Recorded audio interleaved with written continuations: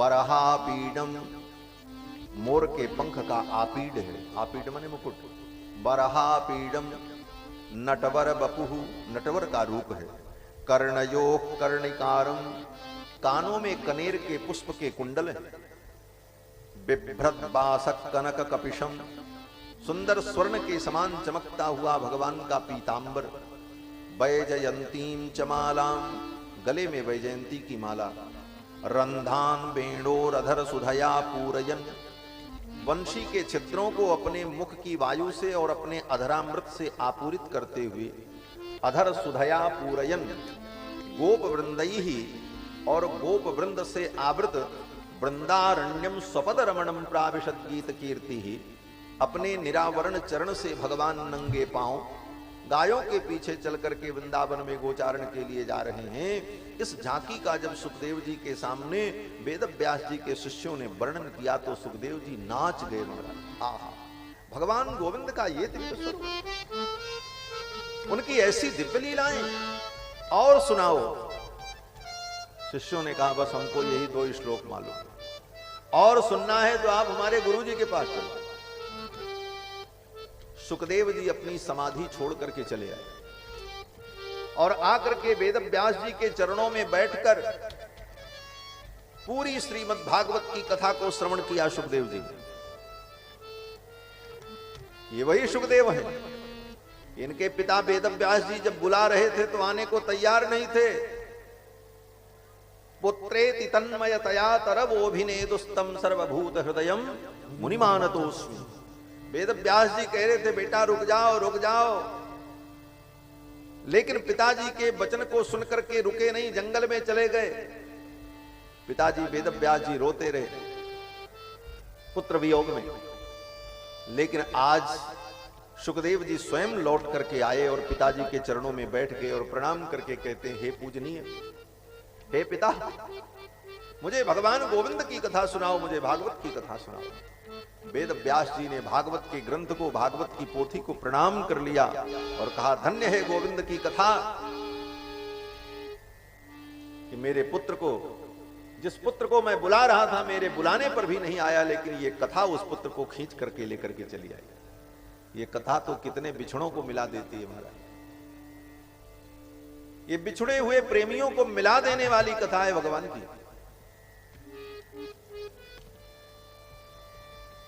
वेद व्यास जी के चरणों में बैठकर सुखदेव जी ने पूरी भागवत कथा सुनी और उनके हृदय में भगवान की भक्ति का दिव्य संचार हुआ। सर्वप्रथम सुखदेव जी ने पूतना की ही कथा श्रवण की थी उन ब्रह्मचारियों के मुख से। इसीलिए यहां पर सुखदेव जी कहते हैं कि य एतत् पूतना मोक्षम कृष्णस्यार्भकमद्भुतम शृणुयात् श्रद्धया मर्त्यो गोविंदे लभते रतिम। श्रद्धा पूर्वक जो इस कथा को श्रवण करता है वो गोविंद के चरणों की भक्ति को प्राप्त करता है। पूतना के उद्धार की कथा सुनाई। इसके बाद कथा आती है कि भगवान धीरे धीरे 3 महीने के हो। पूतना लौट करके गई नहीं, पूतना तो मर गई। 3 महीना जब बीत गया तो कंस ने अपने मंत्रियों को बुला करके पूछा भाई पूतना गई थी, जिस प्रोजेक्ट पर वो काम कर रही थी वो काम कहां तक पहुंचा है, कोई अपडेट नहीं मिल रही है, क्या बात है? बोले हाँ कोई सूचना तो नहीं आई, वो कहां है, क्या कर रही है, कितना काम किया उसने। तो कंस ने एक असुर को तैयार किया और कहा जाओ जाकर के पता लगाओ पूतना कहां है और कितना काम उसने अभी तक किया। तो किसको भेजा? तो सकटासुर नाम के दैत्य को भेजा। सकटासुर नाम का दैत्य आया पता लगाने के लिए। उसे पता चल गया अरे पूतना तो मर गई। किसने मारा? बोले इस बालक ने मारा। तो सकटासुर ने सोचा कि जो काम करने पूतना आई थी, पूतना काम में सफल नहीं हुई और पूतना तो मारी गई, तो जब मैं इतनी दूर आया ही हूं तो ये काम मैं करके चलूं तो महाराज मेरे ऊपर प्रसन्न होंगे, इस बालक को मैं मार दूं तब मैं चलूं यहां से और तब चल करके कोई शुभ सूचना मैं सुनाऊं महाराज को।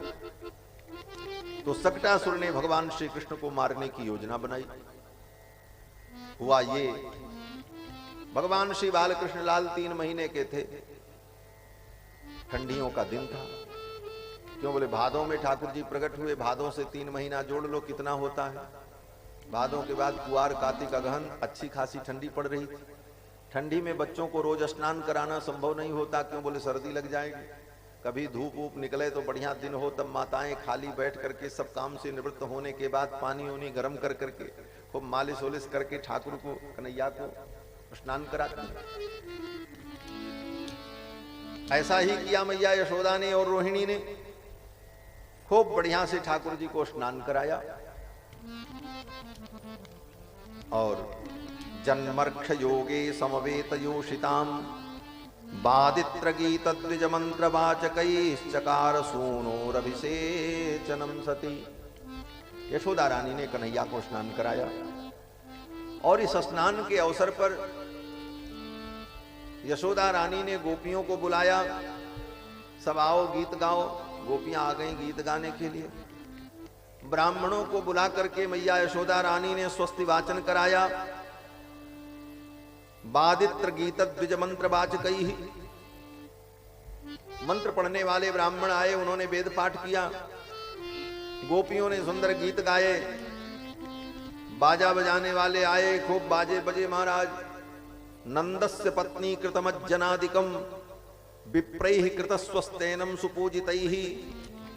और फिर ब्राह्मणों के स्वस्ति वाचन करने के बाद उन ब्राह्मणों को अन्न वस्त्र इत्यादि का दान किया यशोदा रानी ने।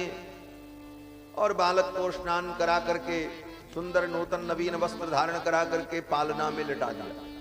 कन्हैया पालना में लेट गए।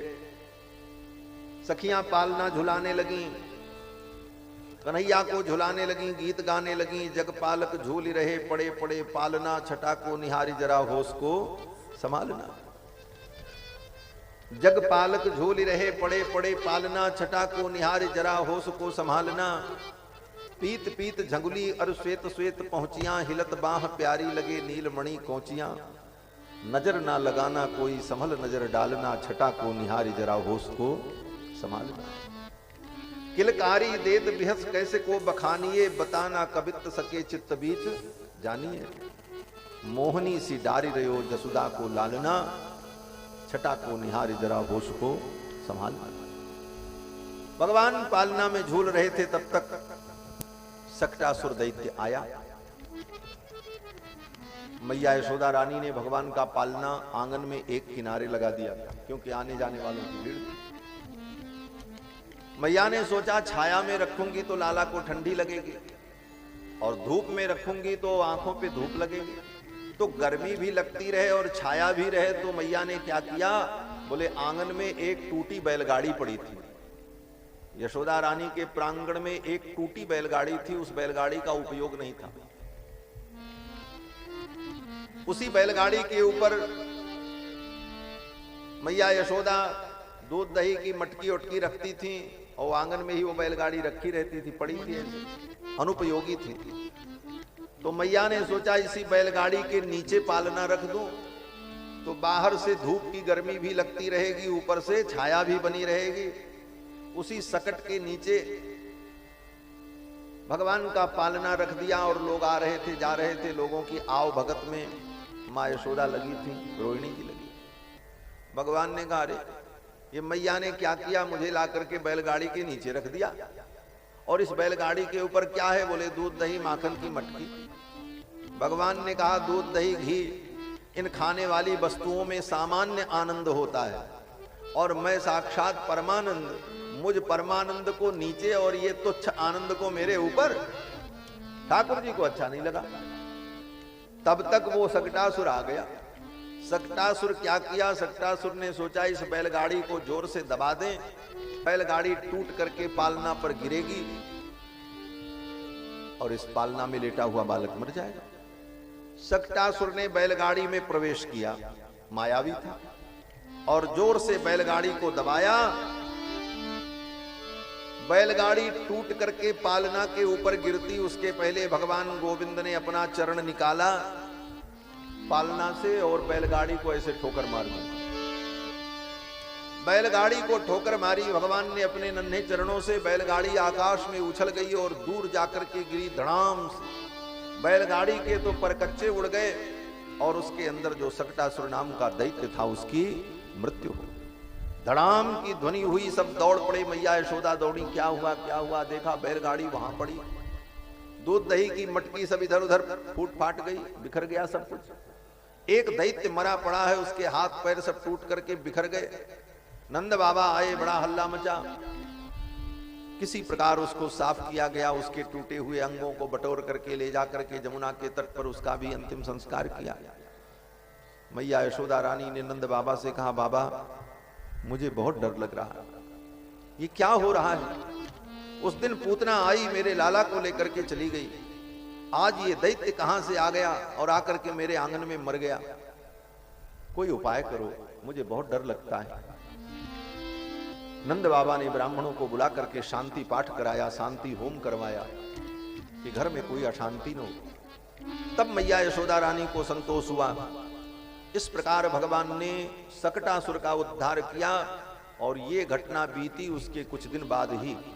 ठाकुर जी लगभग 1 वर्ष के होने वाले थे, तब तक कंस का भेजा हुआ एक असुर और आ गया, उसका नाम तृणावर्त।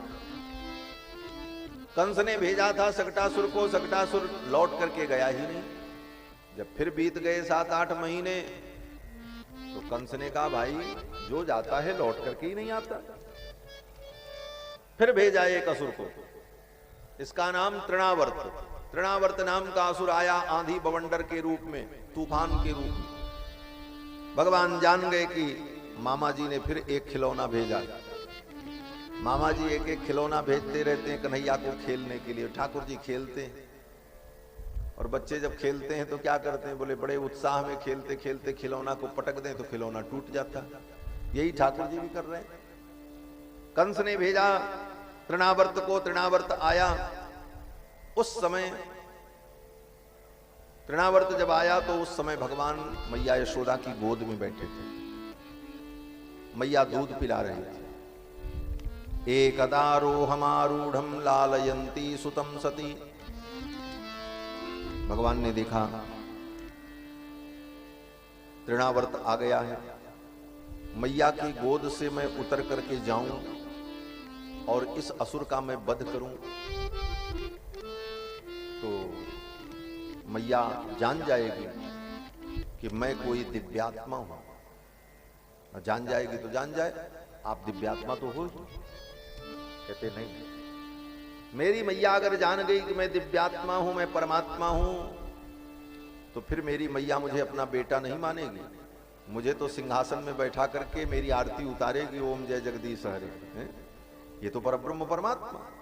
माता का जो स्नेह है, जो वात्सल्य है, वो वात्सल्य नहीं मिलेगा। इसलिए भगवान ने सोचा मेरी मां को मेरे ऐश्वर्य का बोध न होने पर। मैया तो यही समझती रहे कि मैं निरा बालक ही हूं। इसीलिए भगवान जो भी लीला करते हैं किसी को समझ में नहीं आता। इतनी बड़ी पूतना का वध कर दिया, लेकिन किसी को यह विश्वास नहीं हुआ कि पूतना को कन्हैया ने मारा। हाँ, पूतना जब मरी तो सभी गोप ग्वाल बाल एकत्रित हुए, विचार होने लगा, भाई इतनी बड़ी पूतना कैसे मर गई।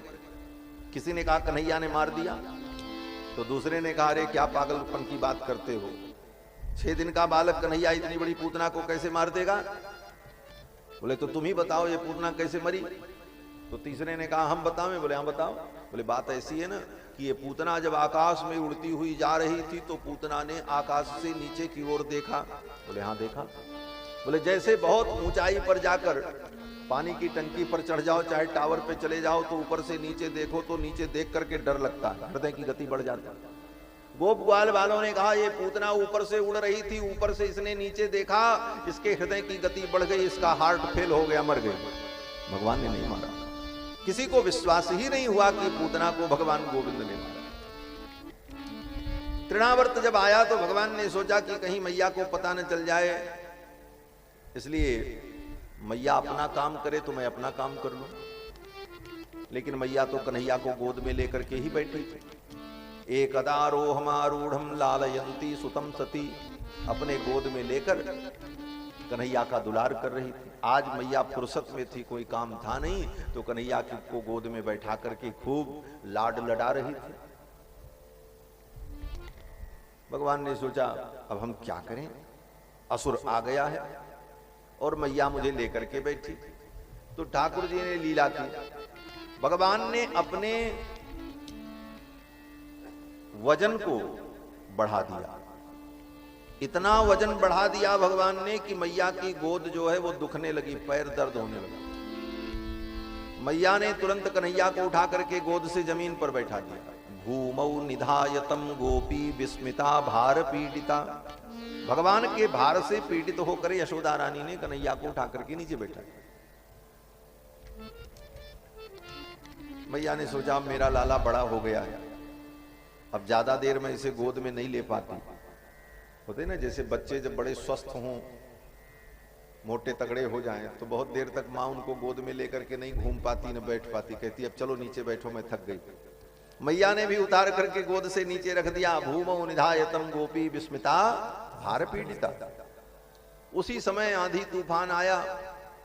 मैया ने सोचा चलो घर की खिड़कियां बंद कर दें, दरवाजा बंद कर दें, नहीं बाहर की धूल घर में आएगी, फिर सफाई करनी पड़ेगी। खिड़की दरवाजे बंद करने में मैया लग गई, तब तक वो तृणावर्त दैत्य आया आंधी बवंडर के रूप में और भगवान को लेकर के उसी बवंडर में उड़ गए आकाश। चक्रवात स्वरूपेण जहारासीनमर्भकम।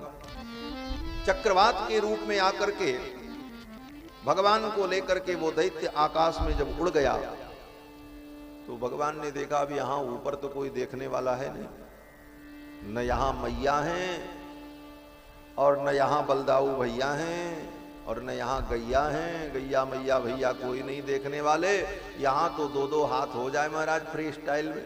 और ठाकुर जी ने दौड़ करके लपक करके उस दैत्य का गला पकड़ लिया और गला पकड़ करके भगवान लटक गए।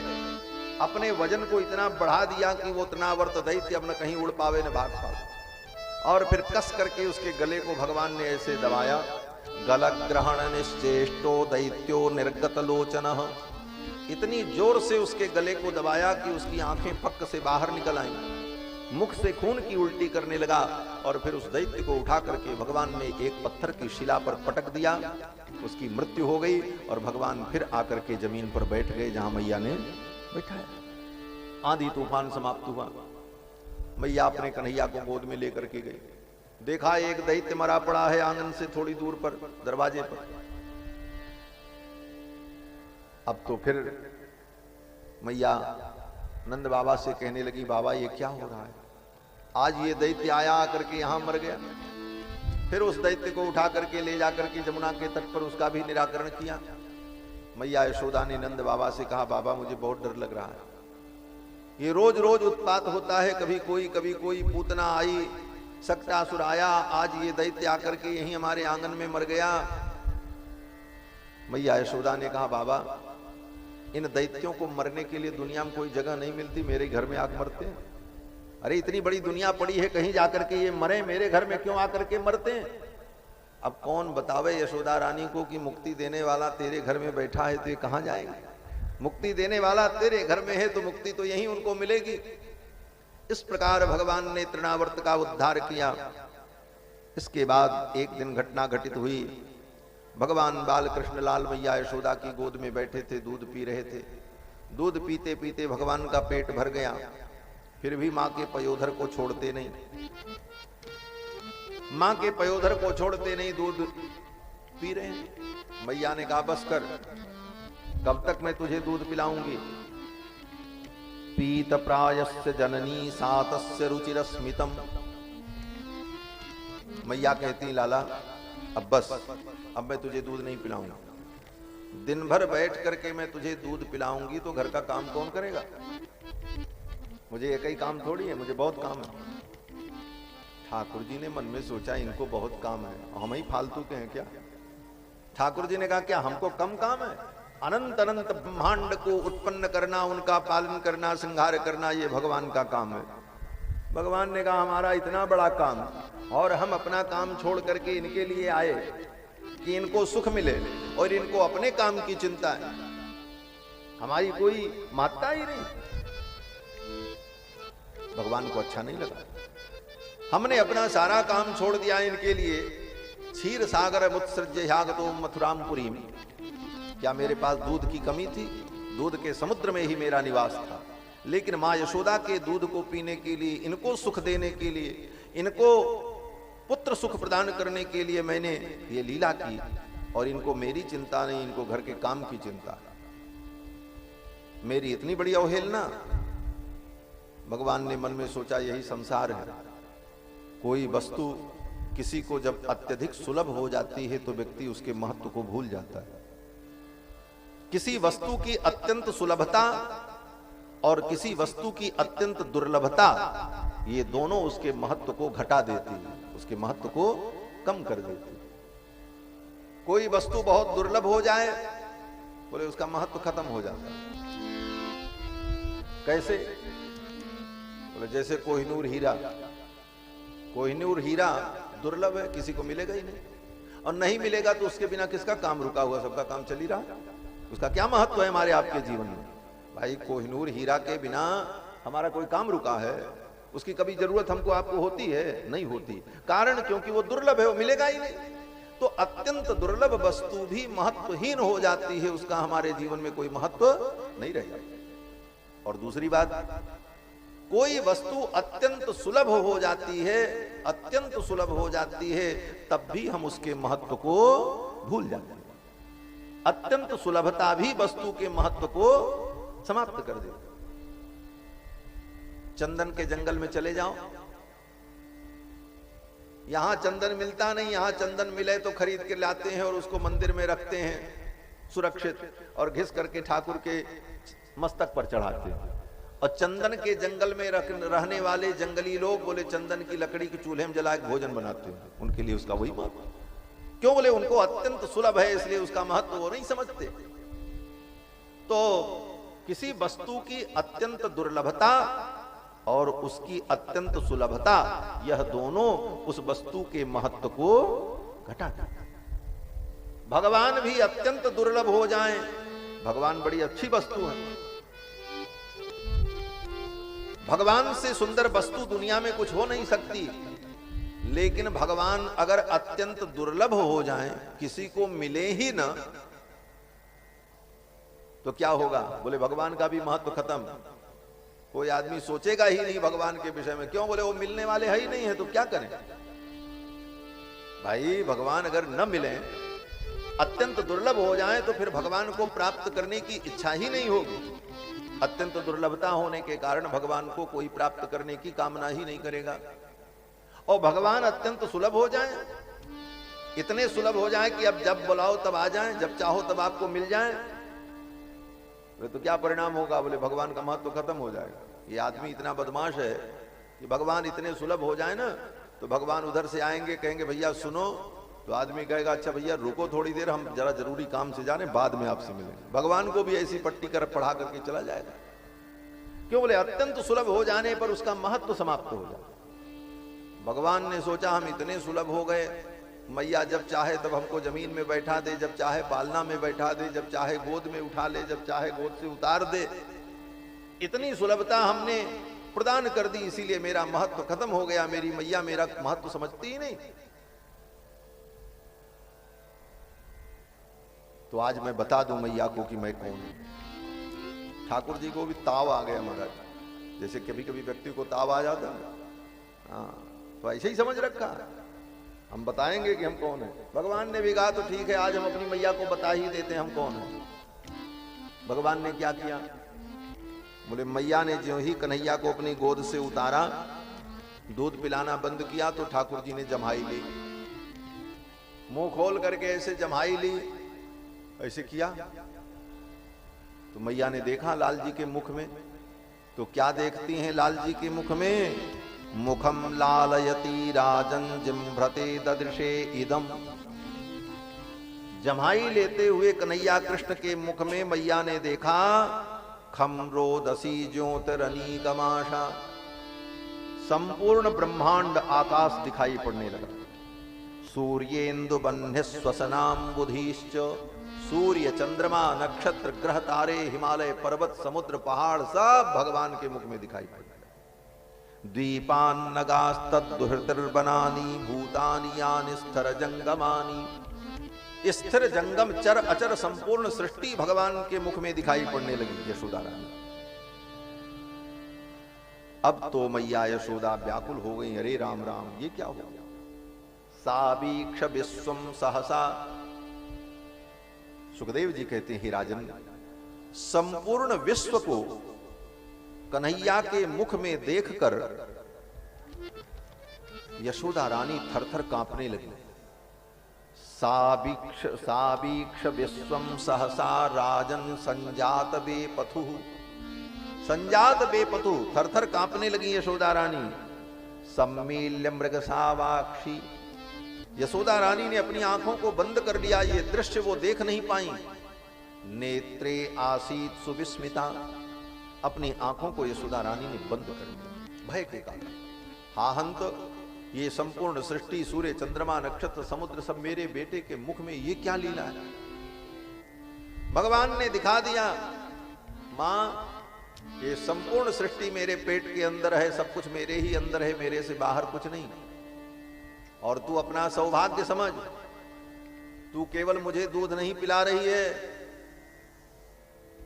सारा ब्रह्मांड मेरे पेट में है। आज तेरा दूध पी करके सारा ब्रह्मांड तृप्त हो रहा है, तू सारे ब्रह्मांड की जननी है, क्योंकि सारा ब्रह्मांड मेरे पेट में। अपने इस विराट रूप का जब दर्शन कराया तो यशोदा रानी तो व्याकुल हो गई, आंखें बंद कर ली, कांपने लगी। यशोदा रानी समझ नहीं पाई ये सब क्या है। भगवान ने सोचा कि मेरी मैया बड़ी भोली भाली है, कहीं इस दृश्य को देख करके मैया पागल न हो जाए। कहीं मैया पागल हो गई, इसका दिमाग खराब हो गया, ये दृश्य देख करके कहीं इसे कुछ हो गया तब तो लीला ही बिगड़ जाएगी। इसलिए भगवान ने तुरंत अपनी लीला को अंतर्हित कर दिया, तुरंत उस लीला को छिपा दिया। फिर मैया ने जब आंख खोली देखा तो कहीं कुछ नहीं। मैया ने लाला के मुख में हाथ डाल करके मुख फैला करके देखा, अरे अभी तक इसी के अंदर ब्रह्मांड समुद्र दिख रहा था, पर्वत पहाड़ दिख रहे थे, अब कुछ नहीं। मैया ने देखा तो कन्हैया के मुख में कुछ नहीं, जपा कुसुम की पंखुड़ी के समान भगवान की सुंदर कोमल जिह्वा और आगे की दो दतुलिया दिखाई पड़ रही थी, बस आगे कुछ नहीं था। मैया ने कहा मैंने कोई सपना देखा होगा, ऐसा नहीं हो सकता, मेरे लाला के मुख में पर्वत पहाड़ कैसे हो सकता है। मां को यही अनुभव हुआ कि मैंने तो स्वप्न देखा होगा। मैया ने अपना मत्था ठोक लिया और कहा, हाय मैं बूढ़ी हो गई ना, इसीलिए हमारा दिमाग खराब हो गया, बैठे बैठे मैं सपना देखती हूँ, मैंने स्वप्न देखा होगा, मेरे लाला के मुख में पर्वत पहाड़ नहीं हो सकते। इस प्रकार भगवान ने अपनी मां को अपने मुख के अंदर संपूर्ण विराट का दर्शन कराया। इन कथाओं को सुनकर के लोग कहते हैं, महाराज इतने छोटे से मुख में इतना बड़ा ब्रह्मांड संसार कैसे दिखा होगा, ये सब गप्प है, क्या ऐसा संभव है। पहाड़ इतना बड़ा होता, पर्वत इतना बड़ा, समुद्र इतना बड़ा, सूर्य चंद्रमा इतना बड़ा, तो इतने छोटे मुंह में ये सब कैसे दिखा। बोले अब ज्यादा तर्क देने की जरूरत नहीं, आप इतना ही समझ लो, समुद्र बहुत बड़ा होता है, पर्वत बहुत बड़ा होता है, रेलगाड़ी बहुत बड़ी होती है, सूर्य चंद्रमा बहुत विशाल हैं, लेकिन आपके इतने बड़े मोबाइल में सब दिखता है कि नहीं दिखता है बताना। मोबाइल में आप देखो तो समुद्र पर्वत पहाड़ सब दिखता है। जब एक मनुष्य अपनी बुद्धि के बल पर, अपने यांत्रिक बल पर इतने बड़े यंत्र में संपूर्ण दुनिया को दिखा सकता है, कर लो दुनिया मुट्ठी में है? तो जब मनुष्य अपनी बुद्धि के बल पर एक मोबाइल में सारी दुनिया को दिखा सकता है, तो सारी दुनिया बनाने वाले परमात्मा ने अपने मुख की स्क्रीन में सारी ब्रह्मांड को दिखा दिया, तो कोई आश्चर्य की बात नहीं है, ये तो भगवान की लीला। ठाकुर जी ने अपने मुखमंडल के अंदर संपूर्ण ब्रह्मांड का दर्शन करा दिया। यशोदा रानी को कुछ समझ में नहीं आया। यशोदा जी ने सोचा मैंने तो स्वप्न देखा होगा। अब तो मैया यशोदा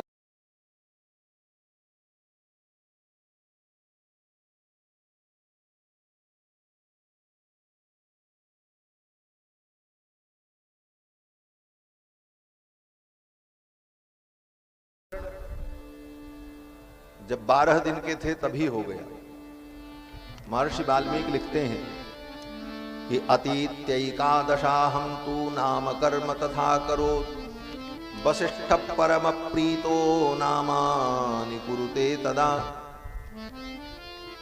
भगवान श्री राम जब 11 दिन के हो गए तो 12वें दिन गुरुदेव वशिष्ठ ने चारों कुमारों का नामकरण संस्कार किया।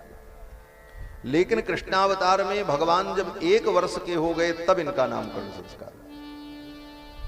कारण बोले नामकरण गुरु जी को करना है। अब गुरु जी आवे तब नामकरण हो। और गुरु जी कौन है? बोले श्री गर्गाचार्य जी महाराज हैं। महर्षि गर्ग जिनके वंश में हमारे यजमान पैदा हुए हैं, महेश शुक्ल जी, शुक्ल लोगों का गर्ग गोत्र होता है। महर्षि गर्ग जो भगवान श्री कृष्ण के कुल गुरु हैं।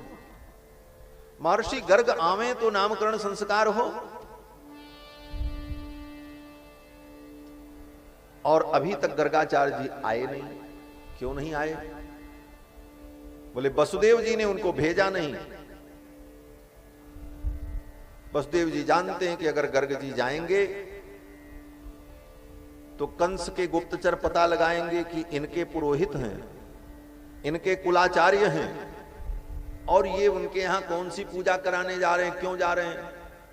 तो कंस को संदेह होगा, कंस पता लगाएगा तो कहीं बात बिगड़ न जाए, इसलिए अभी भेजना ठीक नहीं, थोड़ा कुछ दिन बीत जाए तब गर्ग जी को भेजे। इस कारण से वसुदेव जी ने गर्ग जी को नहीं भेजा। धीरे धीरे 1 वर्ष हो गया। तब वसुदेव जी महाराज ने गर्ग जी से कहा, गुरुदेव आप जाओ और गोपनीय ढंग से जाकर किसी को पता न चले, और नंद बाबा से कहना कि रोहिणी के जो पुत्र हैं, रोहिणी नंदन, उनका नामकरण करने के लिए मैं आया हूं, वसुदेव जी ने भेजा है।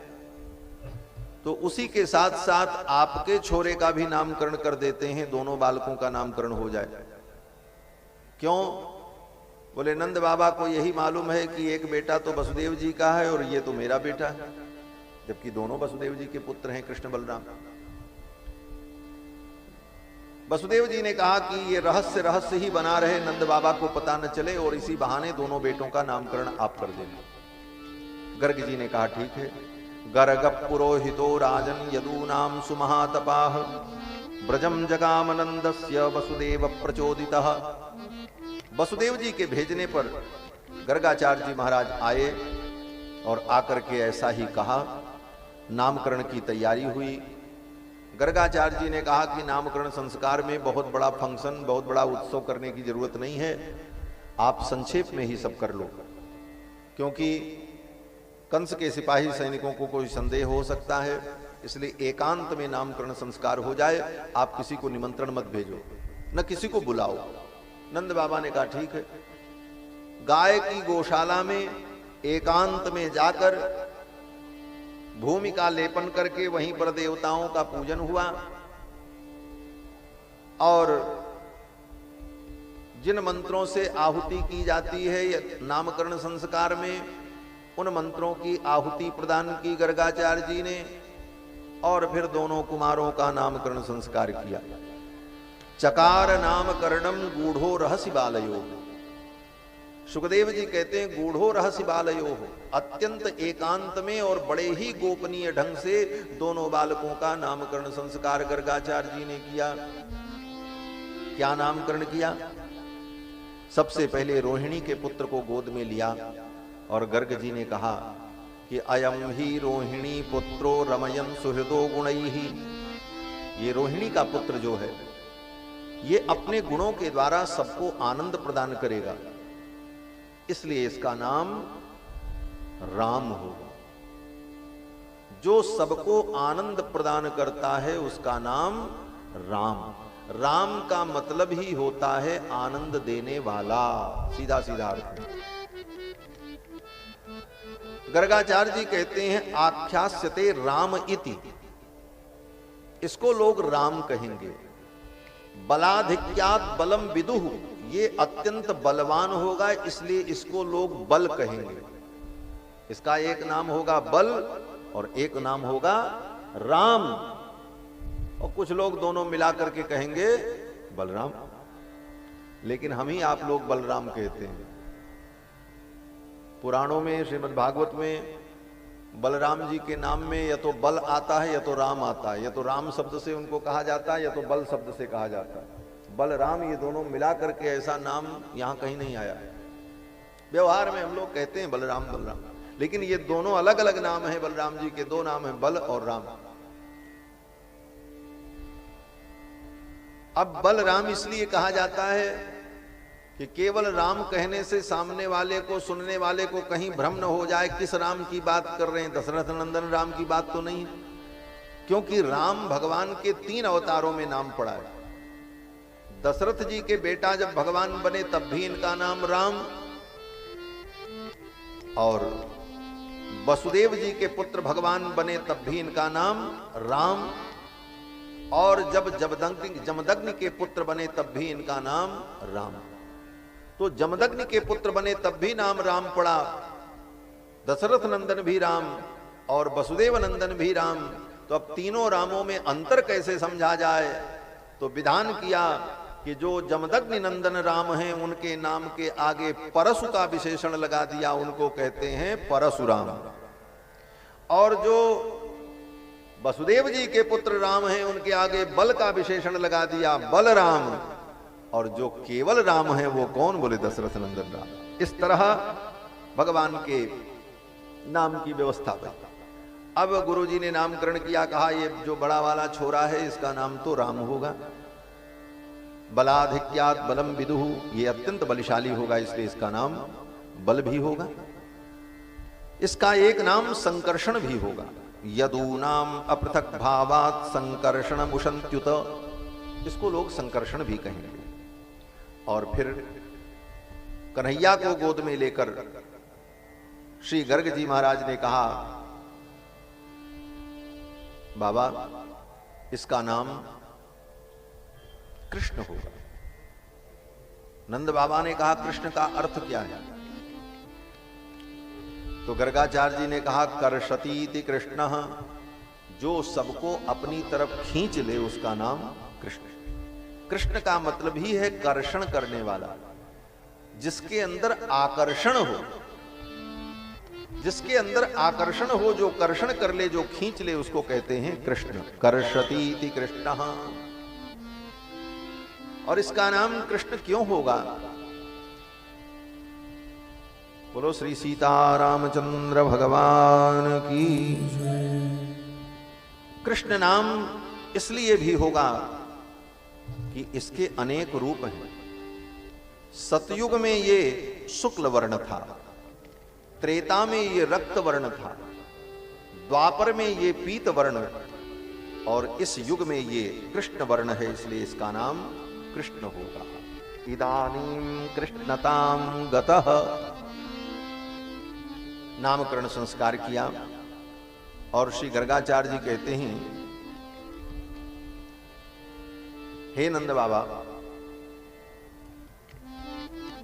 ये आपका जो बालक है ना, इसको कुछ लोग वासुदेव भी कहेंगे।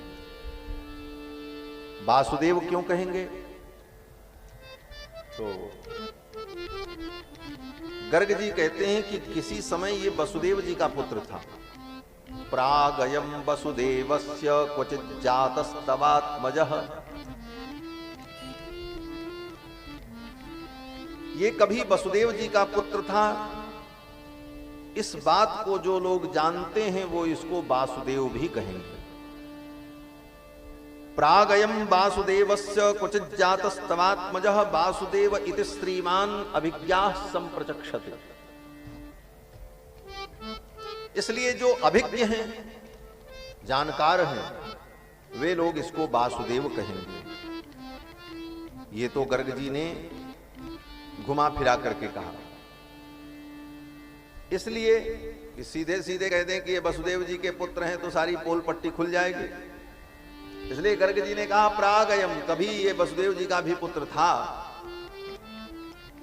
लेकिन दूसरी एक बात आपको बतावें कि भगवान वसुदेव जी के पुत्र बने इसलिए भगवान का वासुदेव नाम है, ये बात तो ठीक है। व्याकरण की दृष्टि से तस्यापत्यम सूत्र से अण प्रत्यय करके अपत्य अर्थ में वसुदेव के पुत्र वासुदेव, ये अर्थ शब्द निष्पन्न होता है, ये शब्द बनता है वसुदेव के पुत्र वासुदेव। लेकिन ये वासुदेव शब्द केवल वसुदेव पुत्र होने के कारण ही नहीं है। वसुदेव पुत्र तो भगवान द्वापर में बने, द्वापर में कृष्णावतार में भगवान वसुदेव जी के पुत्र बने, लेकिन ये भगवान का वासुदेव नाम सनातन नाम है। कल की कथा में आपने सुना था, सतयुग में श्री ध्रुव जी महाराज ने द्वादशाक्षर मंत्र का जप किया था, ओम नमो भगवते वासुदेव। तब तो भगवान वसुदेव नंदन नहीं थे। तो वासुदेव नाम भगवान का सनातन नाम है। और वासुदेव का अर्थ क्या है? बोले एक अर्थ तो यह है कि वसुदेव के पुत्र वासुदेव, और दूसरा जो सनातन अर्थ है वो अर्थ क्या है? बोले वासनात् वासुदेवस्य वासितम भुवनत्रयम्, जो तीनों लोकों में कण कण में वास करते हैं उनका नाम वासुदेव है, ये अर्थ है। और यही अर्थ श्री वेदव्यास जी महाराज ने किया है। वेदव्यास जी महाराज कहते हैं वासनात् वासुदेवस्य वासितम भुवनत्रयम्, जो कण कण में वास करते हैं, त्रिलोकी में वास करते हैं, उनका नाम वासुदेव है। और यही अर्थ गोस्वामी तुलसीदास जी ने भी किया मानस में। स्वयंभू मनु और शत्रुपा ने जाकर के जब नैमिषारण्य में तप किया है भगवान का दर्शन प्राप्त करने के लिए, तो स्वयंभू मनु और शत्रुपा ने भी इसी मंत्र का जप किया, ओम नमो भगवते वासुदेवाय। गोस्वामी तुलसीदास जी लिखते हैं कि 12 अक्षर मंत्र पुनि, ये 12 मंत्र इसको कहा जाता है। इसमें 12 अक्षर है, ओम नमो भगवते वासुदेवाय। जो लोग नहीं जानते वो बाद में एक नमः और जोड़ देते हैं। हाँ, वो जैसे बैनर बनाने वाले ने किया है, सामने लिखा है ओम नमो भगवते वासुदेवाय नमः, वो नमः की जरूरत नहीं अंत में, नमो तो पहले लग गया। ओम नमो भगवते वासुदेवाय, ये 12 अक्षर ही होना चाहिए। एक बार जब नमो पहले हो गया तो बाद में नमः लगाने की कोई आवश्यकता नहीं। एक बार ही मंत्र में प्रणाम के लिए नमः शब्द का प्रयोग होता है, 2 बार 3 बार नहीं। हाँ, श्लोक होगा तो उसमें होगा, श्लोकों में होता है, 1 बार नहीं 3 बार 5 बार भी प्रणाम करे तो चलेगा। श्लोक की एक अलग विधा होती है। जैसे दुर्गा सप्तशती में कहते हैं ना, या देवी सर्वभूतेषु स्मृति रूपेण संस्थिता नमस्तस्यै नमस्तस्यै नमस्तस्यै नमो नमः। लेकिन मंत्र में तो एक प्रयोग, यही सब जानना चाहिए महाराज। तो ओम नमो भगवते वासुदेवाय, इसी मंत्र का जप, 12 मंत्र का जप स्वयंभू मनु और शत्रुपा ने नैमिषारण्य में किया। गोस्वामी तुलसीदास जी कहते हैं कि 12 अक्षर मंत्र पुनि जप ही सहित अनुराग, और वासुदेव पद पंकरुहु दंपति मन अतिलाग। वासुदेव के चरणों में अपने मन को लगाया दिव्य दंपति ने, स्वयंभू मनु और शत्रुपा ने। और जब उनकी तपस्या पूर्ण हुई तो भगवान प्रकट हुए। कौन भगवान प्रकट हुए? बोले भगवान वासुदेव, उन्हीं के मंत्र का जप कर रहे। तो वहां पर गोस्वामी जी ने वासुदेव शब्द की व्याख्या बता दी एक चौपाई में। जब भगवान प्रकट हुए तो गोस्वामी तुलसीदास जी कहते हैं, भगति बछले प्रभु कृपा निधाना, भगति बछले प्रभु कृपा निधाना, विश्ववास प्रगटे भगवाना, विश्ववास प्रगटे भगवाना, भगत बछल प्रभु कृपा निधाना, भगत बछल प्रभु कृपा निधाना। स्वयंभू मनु और शत्रुपा के सामने भगवान जब प्रकट हुए तो गोस्वामी जी महाराज कहते हैं, भगत बछल प्रभु कृपा निधाना। भक्त वत्सल भगवान श्री कृपा निधान प्रकट हुए। कौन भगवान प्रकट हुए? बोले विश्ववास प्रगटे भगवाना, जो विश्व में वास करते हैं, विश्व के कण कण में जिनका वास है, ऐसे भगवान विश्ववास प्रगटे भगवाना। ये विश्ववास शब्द का प्रयोग करते हुए गोस्वामी जी ने वासुदेव शब्द की व्याख्या कर दी। वासुदेव का मतलब क्या? बोले जो सारे विश्व में वास करते हैं। वासनाद वासुदेवस्य वासितम भुवनत्रयम, ये अर्थ होगा। तो गर्गाचार्य जी ने कहा इनका एक नाम वासुदेव भी होगा। फिर गर्ग जी कहते हैं इतना ही नहीं, बहूनि संति नामानि रूपाणि च सुतस्यते। ये बड़ी अद्भुत बात है। इस पंक्ति पर अगर व्याख्यान किया जाए तो घंटों की कथा तो यही है। मला कितनी कथा सुना मैं। सुखदेव जी कहते बहूनि संति नामानि रूपाणि च सुतस्यते। हे भगवान, हे नंद बाबा, आपका ये जो पुत्र है ना, बहूनि संति नामानि, इसके बहुत नाम हैं। रूपाणि च सुतस्यते, आपके इस पुत्र के रूप भी बहुत हैं। अनेक रूप रूपाय विष्णवे प्रभ विष्णवे, इसके अनेक रूप हैं, अनेक नाम हैं। नामान्यनंतानि हरेः गुण योग वराणि किम, इसके अनंत नाम। भगवान के कितने नाम हैं? बोले अब जितने नाम प्रसिद्ध नाम हैं उतना तो हैं ही जो आप जानते हो। 108 नाम, 1000 नाम भगवान के। उसके बाद बोले उसके बाद भी उनके नाम बहुत हैं, और इसके बाद भी कम पड़े तो आप कोई नाम भगवान का रख दो, वो भी भगवान का नाम हो जाएगा। हाँ, आज आपका मन करे तो आप कोई नाम भगवान का रख दो और उसी नाम से आप भगवान को पुकारो, वही भगवान का नाम हो जाएगा। ये विशेषता है। भक्तमाल में एक बड़ी सुंदर कथा है। भक्तमाल ग्रंथ का नाम सुना होगा। उस ग्रंथ में भक्तों का चरित्र है। श्री गोस्वामी नाभादास जी महाराज ने 56 छंद में भगवान के भक्तों के चरित्र का वर्णन किया है। वहां पर एक कथा है, छोटी सी कथा है। एक जमींदार थे। वो जमींदार भगवान के परम भक्त थे। उनके यहां गुरुजी आए। गुरुजी उनके यहां आए तो गुरुजी की सेवा में घर परिवार के सब लोग लगे थे।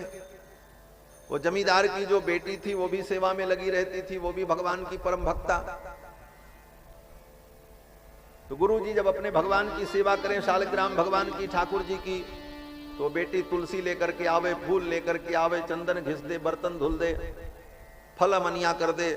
गुरुजी महाराज बड़े भाव से भगवान की सेवा करते, और वो उस सेवा को देखते देखते उसके हृदय में भी भगवान के प्रति भाव उत्पन्न हुआ, भक्ति उत्पन्न हुई। जब महापुरुष घर में आते हैं, 2-4 दिन ठहरते हैं, आराधना साधना करते हैं, तो उनकी दिनचर्या को देखकर लोगों को प्रेरणा प्राप्त होती है। इसीलिए गुरु महाराज, संत महाराज आते थे, लोग अपने घर में 2-4 दिन उनको टिकाते थे, उनकी सेवा करते, जिससे उन्हें देखकर उनके आचार विचार से परिवार के लोगों में भी संस्कार उत्पन्न हो। गुरु जी के द्वारा भगवान की सेवा को देखकर उस कन्या के मन में भी भाव उत्पन्न हुआ, मैं भी भगवान की सेवा करूं। कुछ दिन गुरु जी रहे, फिर गुरु जी तो जाने लगे। ये संत बड़े निर्दयी होते महाराज। आते हैं तो बड़े प्रेम से मिलते हैं, जाते हैं तो ऐसे निष्ठुर बन करके चले जाते हैं, कोई मतलब ही नहीं। हाँ, ये सब बातें गोपियों ने कहा है। जब भगवान से रूठकर उद्धव जी को गोपियां व्यंग सुनाती हैं, तो गोपियों ने उद्धव से कहा, उद्धव ये संसार है ऐसा है, यहां सब स्वार्थ से सारी दुनिया चलती है। ऋत्विजो दत्त दक्षिणाम, ये ब्राह्मण, ये विद्वान पंडित जब जजमान के घर जाते हैं तो बड़ी आओ भगत होती है, बड़ा प्रेम रहता है, लेकिन जिस दिन सब काम खत्म हो जाए, दक्षिणा मिल जाए, तो पंडित जी अपने रास्ते और जजमान अपने रास्ते, सब बात खत्म हो जाती है। और अधीत विद्या आचार्यम, शिष्य गुरु के यहां पढ़ने जाता है तो बड़ी श्रद्धा रखता है, खूब गुरु जी की सेवा करता है, उनकी आज्ञा का पालन करता है, पढ़ता है। जिस दिन उसका प्रयोजन पूर्ण हो जाता है, पढ़ाई पूरी हो गई, ज्ञान प्राप्त हो गया, फिर वो अपनी दुनियादारी में लग गया, गुरु जी को भूल जाता है। जिस वृक्ष में बहुत फल होते हैं उस पे अनेक पक्षी आकर के बैठते हैं, जिस दिन उस वृक्ष के फल समाप्त हो जाते हैं तो पक्षियों का आना बंद हो जाता है। ये संसार की यही व्यवस्था है। तो महाराज गुरुजी महाराज जब जाने लगे तो गुरुजी तो जैसे आए थे वैसे जा रहे थे, लेकिन कन्या रोने लगी, महाराज आप चले जाओगे, ये भगवान की सेवा का मुझे दर्शन भी नहीं होगा, मैं तो भगवान की सेवा के बिना रह नहीं पाऊंगी। आपके ठाकुर जी की सेवा में मैं लगी रहती थी, पुष्प तुलसी ला करके देती थी, कुछ करती थी। ऐसा करो कि ये ठाकुर जी जो आपके हैं इनको हमको दे दो, हम इनकी सेवा करेंगे। तो गुरुजी चक्कर में पड़े। गुरुजी ने सोचा अपने भगवान को हम इन्हें दे दें सेवा करने के लिए, तो हम क्या करेंगे। और ये स्त्री है, स्त्री को शालिग्राम भगवान की सेवा करनी नहीं चाहिए। शालिग्राम भगवान की जो मूर्ति होती है, मंदिरों में आपने देखा होगा जिनको ठाकुर बाबा कहते हैं, पंडित जी कथा सुनाने आते हैं तो शालिग्राम भगवान को दूध में नहलाते हैं पंचामृत में।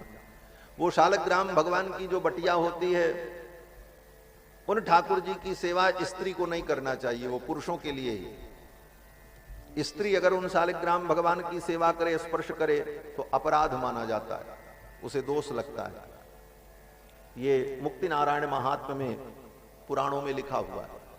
क्योंकि शालिग्राम भगवान जो पाषाण हैं, शिला हैं, वो स्वयं व्यक्त भगवान हैं, जिनको ठाकुर जी कहते हैं। वो किसी के द्वारा बनाए भगवान नहीं है, स्वयं व्यक्त उनको कहा जाता है। जैसे धन दो प्रकार का होता है, एक निर्मित, एक स्वयं। निर्मित धन क्या है? बोले कागज की नोट जो है ये निर्मित धन है, इसको सरकार ने निर्मित किया, इसको धन की मान्यता दी। और सोना, बोले सोना स्वतः धन है, सोना को किसी ने धन नहीं बनाया। सोना पर किसी सरकार की मोहर की जरूरत नहीं होती कि वो मोहर लगावे तब वो धन माना जाएगा, तब वो कीमती होगा, वो स्वतः कीमती है। तो स्वर्ण स्वतः धन है और कागज की नोट निर्मित धन है। धन के मूल्य में अंतर नहीं है, समझना इसको। आप 1 लाख रुपए की नोट दे करके 1 लाख का सोना खरीद सकते हैं, और 1 लाख का सोना दे करके 1 लाख कागज की नोट ले सकते हैं। मूल्य दोनों का बराबर, दोनों धन है। लेकिन अंतर क्या है? बोले एक निर्मित है, एक स्वयं है। और दोनों में अंतर क्या है? बोले जो निर्मित धन है उसकी एक निश्चित सीमा होती है। कागज की नोट जो निर्मित धन है वो अपनी सीमा में ही काम करती है। विदेश में ले जाओ तो उस नोट का कोई मतलब नहीं, वो अपने देश में ही चलेगी, बाहर नहीं चलेगी। और सोना, बोले सोना दुनिया किसी कोने में ले जाओ सब जगह उसका मूल्य मिलेगा। तीसरी विशेषता, बोले जो निर्मित धन है उसमें किसी भी प्रकार का दोष आ जाए तो वो मूल्यहीन हो जाता है। नोट फट जाए, नोट गल जाए, नोट का नंबर गायब हो जाए तब नहीं चलेगी नोट। लेकिन सोना, बोले सोना का टुकड़े टुकड़े हो जाएं, वो एक टुकड़े से 2 टुकड़े हो जाए, टेढ़ा हो जाए, बिंगा हो जाए, कूच डालो, पचका दो उसको, फिर भी उसकी कीमत नहीं घटेगी, सोना सोना ही है। उसी प्रकार भगवान की मूर्तियां 2 प्रकार की होती हैं, एक स्वयं, एक निर्मित। जिन मूर्तियों को कोई कारीगर बनाता है, जैसे मंदिरों में आप देखते हैं पत्थर की मूर्तियां होती हैं, धातु की मूर्तियां होती हैं, वो कारीगर के द्वारा बनाई जाती हैं और तब उसमें वेद मंत्रों के द्वारा प्राण प्रतिष्ठा होती है। जैसे कागज की नोट मशीन में छपती है और सरकार की जब मोहर लगती है तब वो धन बनता है, उसी प्रकार पत्थर की मूर्ति कोई कारीगर बनाता है और वेद मंत्रों की जब मोहर लगती है तब वो भगवान माने जाते हैं। लेकिन शालिग्राम भगवान जो हैं, जिनको ठाकुर जी कहा जाता है, वो गंडकी नदी में मिलते हैं। नेपाल में गंडकी नदी में बहने वाले जो पत्थर हैं वही शालिग्राम भगवान हैं। उनको कोई बनाता नहीं, न उनकी प्रतिष्ठा होती, वो स्वतः भगवान है। जैसे सोना स्वतः धन है, उसी तरह शालिग्राम भगवान स्वतः भगवान है, स्वयं व्यक्त भगवान। उनकी प्रतिष्ठा नहीं होती। नावाहनम नोपचारः न च विसर्जनम, उनका विसर्जन भी पूजा में नहीं होता। ऐसी शालिग्राम भगवान की व्यवस्था है। शालिग्राम की इतनी महिमा है। शालिग्राम शिलावारी पापहारी नमोस्तुते। शालिग्राम भगवान को स्नान करा करके जो नित्य उनका जल ग्रहण करता है उसके सारे पाप नष्ट हो जाते हैं। शालिग्राम भगवान 2 टुकड़े हो जाएं तो खंडित नहीं होते। आपके घर की मूर्ति हो, पत्थर की मूर्ति हो, धातु की मूर्ति हो, और मूर्ति कहीं टूट जाए, हाथ टूट जाए, पैर टूट जाए, तो मूर्ति खंडित हो गई। क्यों? बोले वो कृत्रिम है। जैसे नोट कृत्रिम धन है, फट जाए तो फिर वो गड़बड़ है। उसी प्रकार मूर्ति खंडित हो गई तो पूजनीय नहीं है। लेकिन शालिग्राम भगवान, बोले शालिग्राम भगवान आपके पास हो, शालिग्राम भगवान की बटिया आपके पास हो, आप उनकी रोज सेवा करते हो, किसी दिन वो हाथ से छूट जाए धोखे से मान लो और जमीन पर गिर जाए और टुकड़े हो जाए, 2 टुकड़े हो जाए, बोले कोई चिंता मत करना, वो ठाकुर जी अब 2 हो गए, दोनों की सेवा करो, वो खंडित नहीं होते। खंडिता स्फुटिता भिन्ना अग्निदग्धा तथैव च शालग्राम शिला यत्र तत्र दोषो न विद्यते। शास्त्र कहता है कि शालिग्राम भगवान खंडित हो जाएं, फूट जाएं, चटक जाएं, अग्नि में जल जाएं, फिर भी उनमें कोई दोष नहीं होता, वो नित्य भगवान है। जैसे सोना टूट जाए, खंडित हो जाए, आग में तप जाए, फिर भी वो सोना ही रहता है, उस प्रकार ठाकुर जी शालिग्राम भगवान। लेकिन शालिग्राम भगवान की सेवा में एक व्यवस्था ये है कि शालिग्राम भगवान की सेवा केवल पुरुष ही कर सकते हैं, स्त्रियों के लिए निषेध है। कारण, बोले शालिग्राम भगवान कौन है? बोले विष्णु भगवान ही तो हैं। और जब विष्णु भगवान ने वृंदा के साथ छल किया असुर का वध करने के लिए, वृंदा के पातिव्रत के प्रभाव से उसका पति अजेय हो गया था, तो देवताओं ने कहा जब तक वृंदा का पातिव्रत भंग नहीं होगा तब तक ये असुर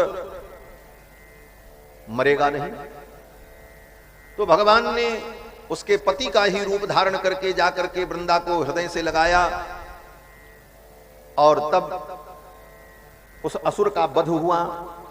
तो वृंदा ने क्रोध में आकर के भगवान को शाप दे दिया कि आपने मेरे साथ छल किया, इसलिए जाओ पत्थर हो जाओ। तो ठाकुर जी पत्थर बन गए, वही शालिग्राम भगवान। बाद में उस वृंदा को पता चला कि नहीं नहीं, ये तो मेरे पातिव्रत का फल मुझको मिला। यही सूक्ष्म बात है। इस बात को जो लोग नहीं जानते वो लोग भगवान के इस चरित्र पर आक्षेप करते हैं।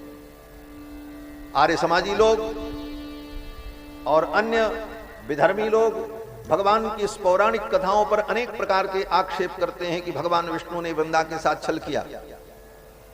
लेकिन वृंदा के साथ छल किया ये तो भगवान की लीला थी, उस असुर का वध करना था, बहाना था।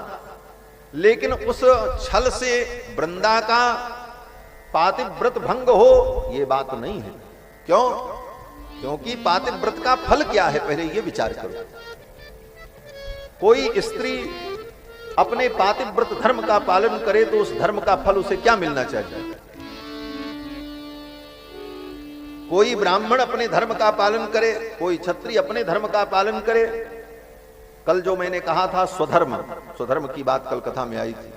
अपने अपने स्वधर्म का पालन करने का फल क्या है, इस विषय पर अगर आप विचार करेंगे शास्त्र की दृष्टि से, तो अपने स्वधर्म के पालन का फल है भगवान की प्राप्ति।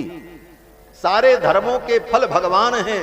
धर्मस्य प्रभुरच्युतः, भगवान धर्म के स्वामी हैं, धर्म के फल हैं। और वाल्मीकि रामायण की दृष्टि से कहें तो रामो विग्रहवान धर्मः, स्वयं भगवान धर्म है साक्षात। तो समस्त धर्मों के फल भगवान हैं। आप जो धर्म करते हैं उसके फल भगवान हैं। और जिस धर्म के करने पर भगवान न मिले, जिस धर्म के करने पर भगवान से प्रीति न हो, वो धर्म धर्म नहीं होता, वो अधर्म होता है। इसीलिए गोस्वामी जी ने कहा सो सब धर्म कर्म जरि जाहू, सो सब कर्म धर्म जरि जाहू, जहन राम पद नेह निबाहू। धर्म का फल ही भगवान है, धर्म के स्वामी भगवान, धर्म की आत्मा है भगवान। तो वृंदा ने जो अपने पातिव्रत धर्म का पालन किया उसका फल क्या है? बोले कोई पतिव्रता स्त्री जब अपने पति को ही परमात्मा मान करके पातिव्रत का पालन करती, इस धर्म का पालन करती है, तो उस धर्म के फल स्वरूप उसको परम पति परमात्मा मिल जाते हैं, भगवत प्राप्ति होती। यही उसका फल है, यही उसका फल है। तो भगवान विष्णु उसको प्राप्त हुए, ये तो उसके धर्म का फल था। लेकिन लोक लीला में उस असुर के वध के लिए वो बहाना बन गया। मूलतः वृंदा का पातिव्रत भंग नहीं हुआ, वो तो परम पतिव्रता है। भगवान को प्राप्त करके उसका पातिव्रत क्या टूटेगा, उसे तो पातिव्रत का फल मिल गया, उसका पातिव्रत सफल हो गया। अब वृंदा को क्रोध आ गया, वृंदा ने शाप दे दिया, बाद में उसको पश्चाताप हुआ ऐसा मुझे नहीं करना चाहिए। भगवान ने कहा वृंदा कोई बात नहीं, जो अपने धर्म का पालन करता है मैं उससे प्रेम करता हूं, और तुमने अपने धर्म का पालन किया है इसलिए मुझे तुमसे प्रेम है, और तुम्हारे लिए मैं यहां तक आया, मैं तुम्हें कभी त्याग नहीं सकता। वृंदा उसी समय तुलसी बन गई, वो वृंदा रात जो थी देवी वो तुलसी बन गई, और वही तुलसी आज भी भगवान के मस्तक पर चढ़ती है। तुलसी से ठाकुर कभी अलग नहीं होते महाराज। हाँ, तुलसी से कितना प्रेम है भगवान को, सोचो। 4 पहर 64 घड़ी, धर्म सम्राट स्वामी कृपात्री जी महाराज कहा करते थे, 4 पहर 64 घड़ी ठाकुर ऊपर ठकुरानी चढ़ी।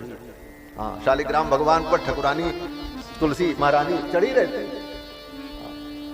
एक महात्मा कहते थे जब ठाकुरे ने अपनी ठकुरानी को सिर पे चढ़ा रखा है तो दुनिया के लोग अपनी ठकुरानी को सिर पे चढ़ावे तो कोई बहुत बड़ी बात नहीं। 4 पहर 64 घड़ी ठाकुर ऊपर ठकुरानी चढ़ी।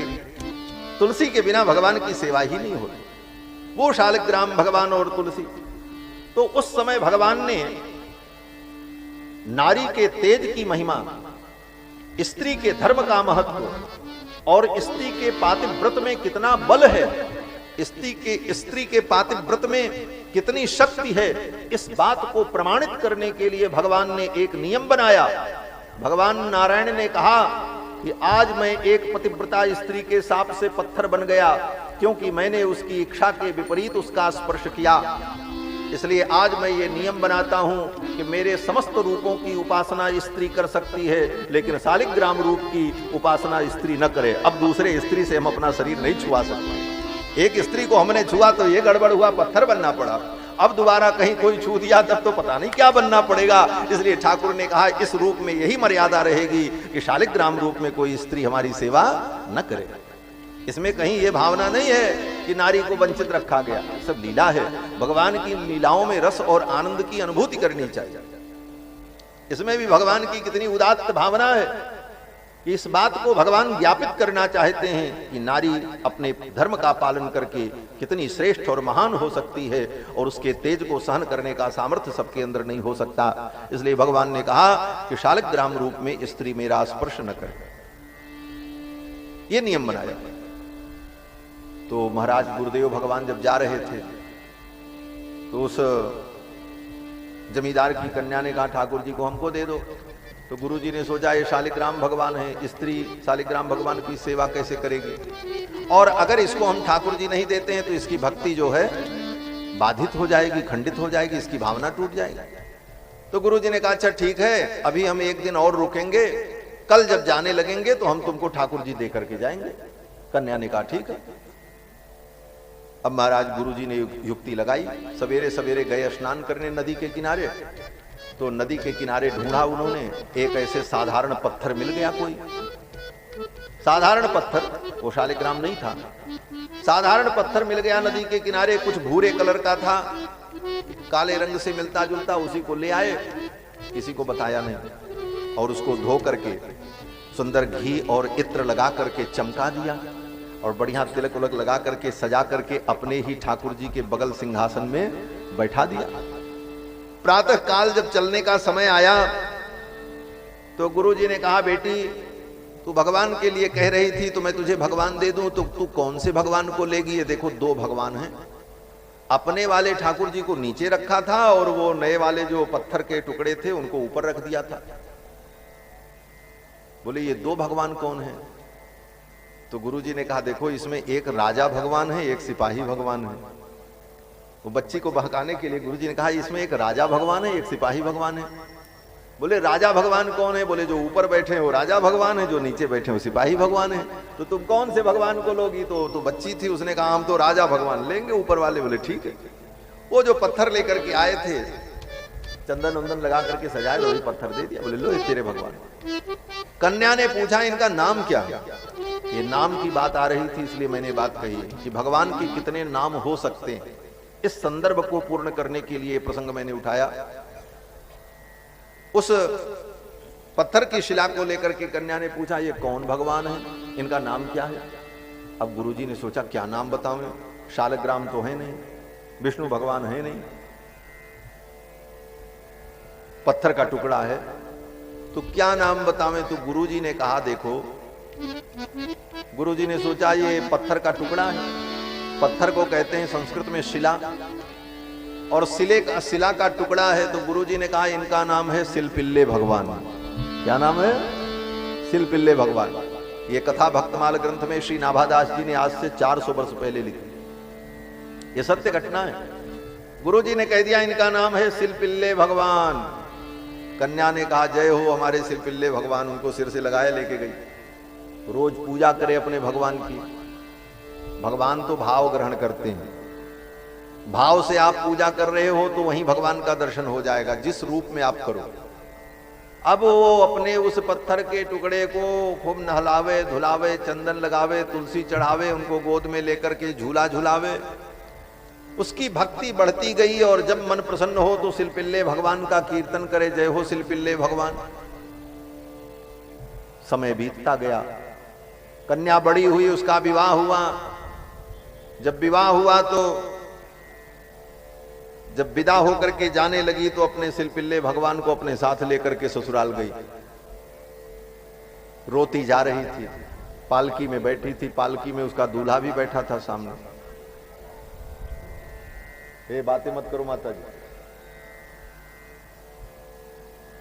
बोलो श्री सीता रामचंद्र भगवान की जय। भगवान को लेकर के वो पालकी में बैठी थी, सामने उसका पति बैठा था पालकी में। बार बार अपने भगवान को देख रही थी, रो रही थी। तो उसके पति ने सोचा ये कौन है, क्या है। पति ने पूछा ये क्या है। तो पत्नी ने कहा ये मेरे भगवान हैं, मैं इनकी पूजा करती हूं, उनकी सेवा करती हूं। तो बार बार अपने भगवान को देख के रोए और सेवा, और बार बार भगवान का स्मरण करती। पति ने सोचा कि ये भगवान को लेकर के चल रही है, ये दिन भर भगवान की सेवा करेगी तो हमसे प्रेम कब करेगी। संसारी प्राणियों के लिए तो भगवान प्रेम में बाधक माने जाते हैं ना। संसारी प्राणी तो यही कहते हैं अभी से पूजा पाठ में इतना मन, अरे इसकी अभी क्या जरूरत। वो संसारी प्राणी था, उसका पति, उसने कहा ये अभी से जाएगी तो ये दिन भर भगवान की पूजा करेगी तो हमारी सेवा कब करेगी। तो पति ने कहा ये भगवान भगवान हटाओ। पत्नी ने कहा ये मेरे भगवान है, मैं इनके बिना नहीं रह सकती। पति को गुस्सा आया, पालकी में बैठा था सामने, उसने क्या किया, पत्नी के हाथ से वो भगवान के डिब्बे को छीन लिया, और बगल में नदी बह रही थी, उसी नदी में उठा करके उस डिब्बे को फेंक दिया। रो पड़ी बेचारी, मेरे भगवान को आपने क्यों फेंक दिया, मैं इनके बिना नहीं रह पाऊंगा। डांटने लगा, भक्ति का नाटक करती है, चुप हो जा। बेचारी चुप हो गई, रोती रही रोती रही। ससुराल पहुंची, अन्न छोड़ दिया, जल छोड़ दिया। क्यों? बोले भगवान को बिना भोग लगाए वो कुछ नहीं खाता। जो सच्चा भक्त होता है वो भगवान को बिना समर्पित किए कुछ नहीं ग्रहण कर सकता। तुम ही निवेदित भोजन करही प्रभु प्रसाद पटभूषण करही। भक्ति की यही परीक्षा है। आप भगवान के भक्त हो तो उसकी यही परीक्षा है कि आप सुंदर वस्तु खाने चलो तो पहले भगवान की याद आवे, पहले मैं अपने भगवान को अर्पित कर दूं। और आते ही गबर गबर खाने लगे, इसका मतलब तुम्हारी भक्ति केवल नाटक अभी। जब ये भावना दृढ़ हो जाए कि महाराज किसी भी अवस्था में कुछ भी आप खाने चलो तो पहले ठाकुर जी की याद आवे, पहले ठाकुर जी को भोग लगाओ। हमने देखा है महाराज, हमारे गुरुदेव भगवान पानी भी पिए, प्यास लगी पानी लाओ तो गिलास लेकर के पानी हम लोग उनके पास जाएं तो कहें तुलसी डाल के पहले ठाकुर जी को भोग लगा दो। ठाकुर जी को समर्पण हो जाए तब पानी पीते, भोजन की तो बात छोड़ दो। पानी भी बिना समर्पण किए भगवान को ग्रहण नहीं करना। तुम ही निवेदित भोजन करही प्रभु प्रसाद पटभूषण धरे। कोई अच्छी वस्तु, कपड़ा, पुष्प, हार, श्रृंगार, कोई वस्तु आवे तो पहले अपने ठाकुर जी के चरणों में समर्पित करके तब उसे प्रसाद रूप में ग्रहण करना चाहिए। और ये विधा अगर आपके जीवन में आ गई तो आप माया को जीत लेंगे। उच्छिष्ट भोजनो दासाह तब मायाम जयमहि। भागवत में श्री वेदव्यास जी कहते हैं जो भगवान को अर्पित करके वस्तुओं को ग्रहण करता है वो भगवान की माया को जीत लेता है। ये बहुत बड़ा मंत्र है। बहुत बड़ी साधना। बिना भगवान को भोग लगाए प्रसाद नहीं पाना, भगवान को भोग समर्पित करके तब उसे हम ग्रहण करें, ये विधि है। वो कन्या भी बिना भगवान को भोग लगाए कुछ पाती नहीं थी, ठाकुर जी को फेंक दिया उसके पति ने। ससुराल आई, किसी को कुछ बताया नहीं, 2 दिन बीत गए, न पानी पिया न भोजन किया। 3 दिन बीत गए। 3 दिन बाद वो बात बाहर गई, ससुर जी को पता चली कि बहू 3 दिन से आई है, बहू ने अभी तक पानी भी नहीं पिया। क्या बात है? ससुर जी आए और आकर के पूछा, बेटी क्या बात है, तुम्हें कोई कष्ट है? हमने सुना कि 3 दिन हो गया तुमने पानी भी नहीं पिया, भोजन भी नहीं। तो बहू ने ससुर जी के सामने सब कुछ बताया कि मेरे ठाकुर जी को इन्होंने ऐसे ऐसे फेंक दिया, मैं भगवान को बिना भोग लगाए पानी भी नहीं पीती। तो ससुर जी को समझ में आया ये भगवान की भक्त है, बेटे ने अच्छा नहीं किया।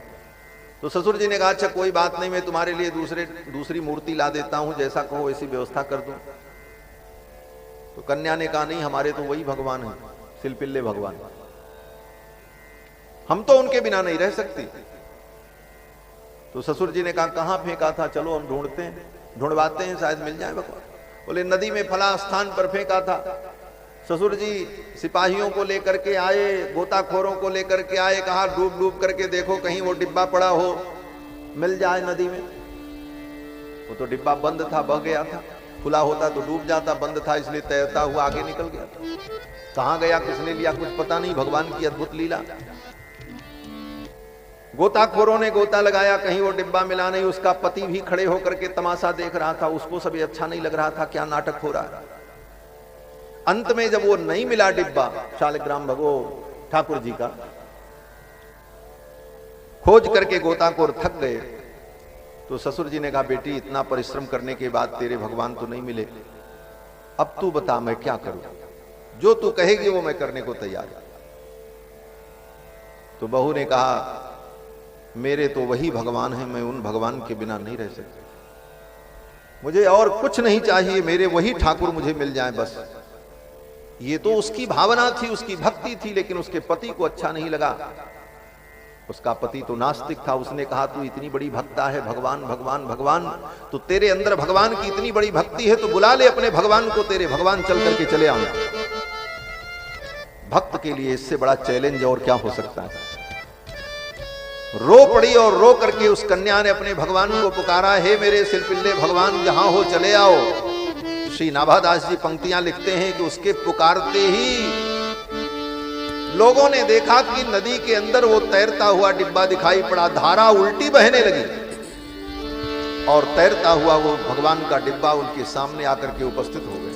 सिलपिल्ले के कहत कुंवर पे हरि चली आए, सिलपिल्ले के कहत कुंवर पे हरि चली आए। छपन भोग के पहल खींच कर माँ को पावे, छपन भोग के पहल खींच कर माँ को पावे। सिलपिल्ले के कहत कुंवर पे हरि चली आए, सिलपिल्ले के कहत कुंवर पे हरि चली आए, कुंवर पे हरि चली आए। कन्या ने कहा, हे सिलपिल्ले भगवान कहां हो। भगवान दौड़ते हुए चले आए। कहने का भाव कि भगवान का नाम रख दिया सिलपिल्ले और इसी नाम से पुकारा और भगवान ने सुन लिया। तो भगवान के अनंत नाम है, कोई नाम आप रख दोगे उसी नाम से भगवान सुन लेंगे, आप पुकारोगे सुनेंगे। भगवान के अनंत नाम है और भक्त लोग रख देते हैं। द्वारिका में जाओ तो भगवान का क्या नाम है। द्वारिका में जो ठाकुर जी विराजमान है उनका क्या नाम है, है? द्वारिकाधीश, ये तो सब जानता है। द्वारिका में जो भगवान विराजमान है वो द्वारिकाधीश तो हैं, लेकिन उनका एक नाम जानते हैं क्या है, रणछोर राय। क्या? रणछोर राय। द्वारिका में जाओ तो ठाकुर जी का नाम यही है, रणछोर राय। और इसका हिंदी में अर्थ करो तो क्या होगा अपनी भाषा में, रण छोड़ करके भागे थे भगवान। है? जरासंध ने आक्रमण किया था मथुरा पर, तो रण छोड़ करके भगवान युद्ध छोड़ करके भाग गए और जाकर के द्वारिका में बस गए, इसीलिए उनका नाम पड़ गया रणछोड़। और हमारी आपकी भाषा में कहा जाए तो इसका अर्थ क्या होगा? बोले श्रीमान भगोड़े। श्रीमान भगोड़े, जो भाग गया भगोड़ा हो।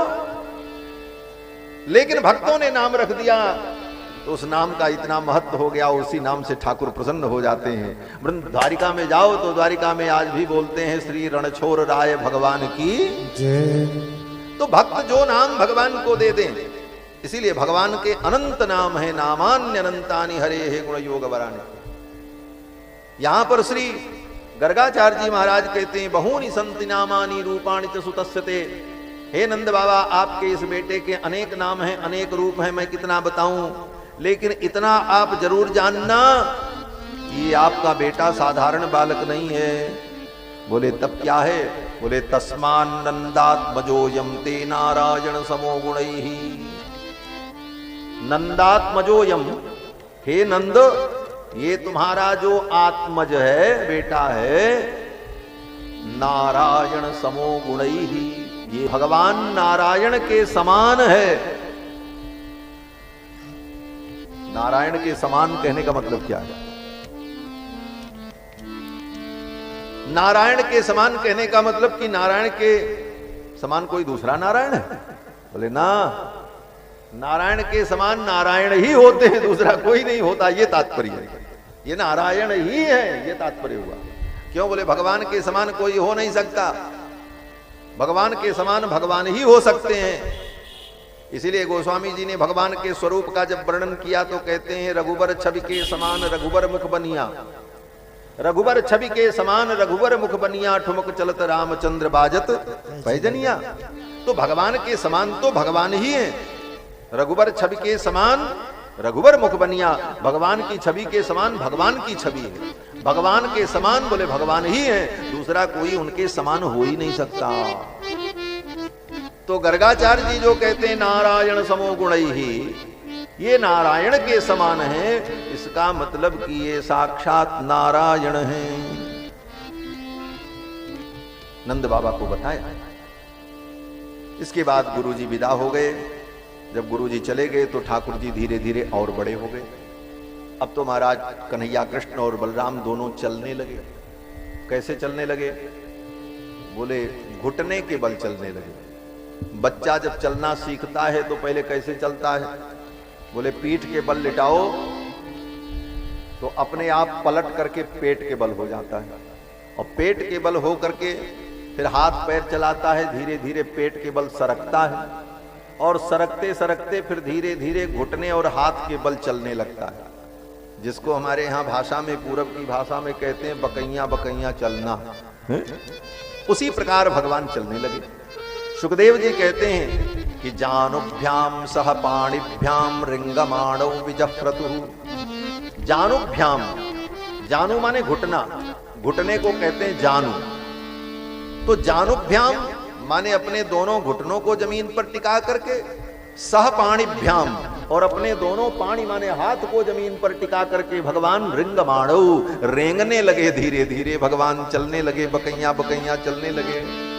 श्याम जी की बारी, श्याम जी की बारी, उमरे लरे कैया, बड़ा नीक लागे, पलनवा की दैया, बड़ा नीक लागे, पलनवा की दैया, बड़ा नीक लागे। श्याम जी की बारी, हाँ श्याम जी की बारी, उमरे लरे कैया, बड़ा नीक लागे, पलनवा की दैया, बड़ा नीक लागे, पलनवा की दैया, बड़ा नीक लागे, पलनवा की दैया, बड़ा नीक लागे।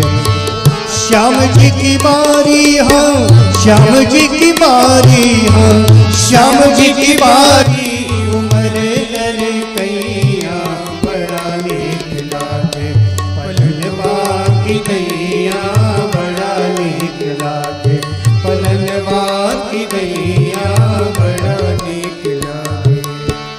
यमुना किनारे गोकुल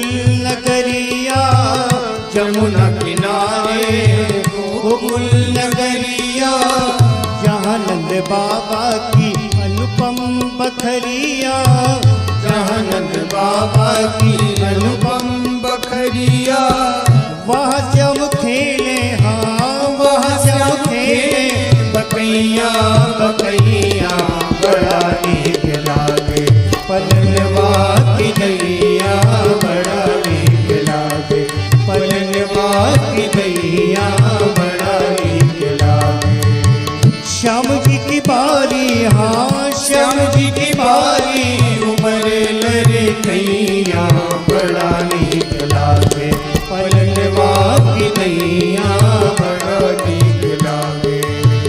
नंदी पे चढ़ के चले शिव जी भोला, नंदी पे चढ़ के चले शिव जी भोला, संग में चला गोरख का संग में चला बाप कटोला, गोरख का संग में चला बाप कटोला।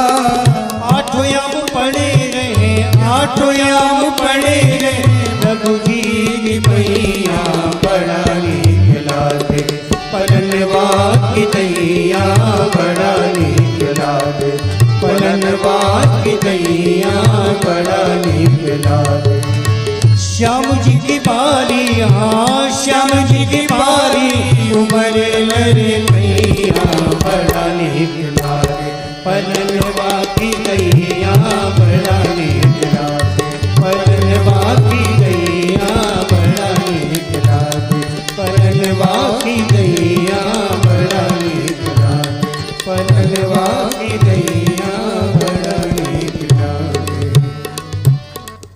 बोलो श्री सीतारामचंद्र भगवान की जय, श्री कृष्णचंद्र भगवान की जय। जय श्री राधे श्याम।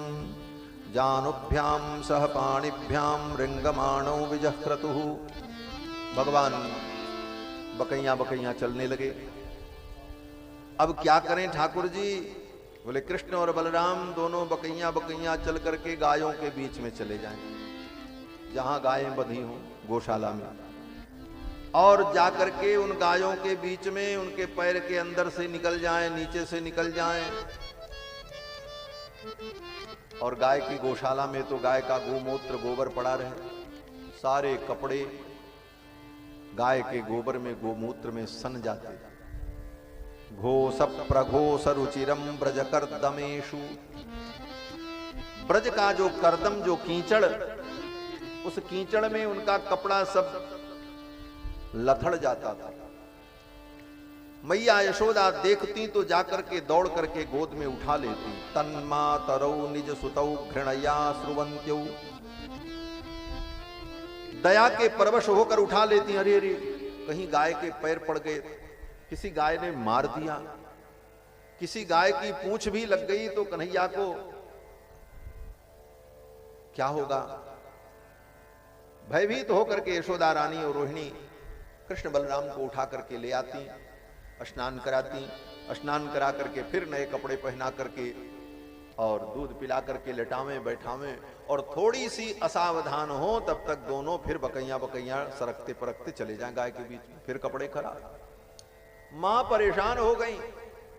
मैया ने कन्हैया को पकड़ा और कान पर हाथ रखा और कहा, क्यों रे दारी के, तू पिछले जन्म का सूअर है क्या?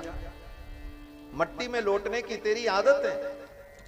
पंकाभिषिक्त सकलम वयवम विलोक्यो दामोदरम बदति कोप वशाद यशोदा त्वम सुकरोसि गत जन्मनि पूतना रे।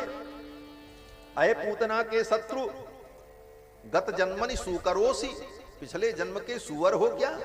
मट्टी में लौटने की आदत पड़ गई। तो भगवान हंसने लगे, मानो हंस करके भगवान कहना चाहते हैं, अरे मैया तू कैसे जान गई कि मैंने सूकर अवतार धारण किया था? भगवान भी तो सूकर बने हैं, ऐसी थोड़ी कोई बात। मैया कहती, तुम सूकरोसि गत जन्मनि पूतनारे इत्युक्त सस्मित मुखावतुनो मुरारी। भगवान मुस्कुराने लगे। इस प्रकार भगवान की दिव्य अचिंत्य अद्भुत लीलाएं होती हैं वृंदावन में। माँ यशोदा और रोहिणी को परम आनंद प्रदान करती हैं। धीरे धीरे भगवान और बड़े हुए। ठाकुर जी अब क्या करें भगवान? बोले भगवान एक दिन अपने ही घर में बैठ करके चुपके से चोरी से रसोई घर में जाकर के माखन की मटकी लेकर के माखन खा रहे हैं। और माखन की मटकी ली कैसे? बोले मैया ने जो मक्खन रखा था ना, एक बड़ी मटकी में मक्खन, फिर उसके ऊपर मक्खन, फिर उसके ऊपर, ऐसे कई मटकियों में मक्खन था। ठाकुर जी तो छोटे से, ऊपर वाली मटकी तक हाथ ही न पहुंचे कि ऊपर वाला उतारे, एक के ऊपर एक, एक के ऊपर एक। नीचे वाली मटकी में हाथ गया, ऊपर तक तो पहुंचा नहीं हाथ। तो ठाकुर जी ने सोचा ये नीचे वाली कमोरी खींच लें। अब नीचे वाली कमोरी खींचे तो ऊपर वाली मटकी की क्या दशा होगी? मक्खन ठाकुर को अत्यंत प्रिय है। भगवान का नाम है नवनीत प्रिया, नवनीत प्रिया जी। ठाकुर को नवनीत माने मक्खन प्रिय। ये मक्खन क्या है? बोले मक्खन जीवात्मा का प्रतीक है, भक्तों का प्रतीक है। बहुत विस्तृत कथा है, लेकिन संक्षेप में कहेंगे। जैसे मक्खन दूध के अंदर होता है लेकिन दिखाई नहीं पड़ता, दूध के अंदर मक्खन होता है लेकिन दिखाई नहीं पड़ता। समय रहते सावधानी पूर्वक, विधि पूर्वक उस दूध से उस मक्खन को आप अलग कर लीजिए तो वह घी सुरक्षित हो जाएगा बरसों के लिए।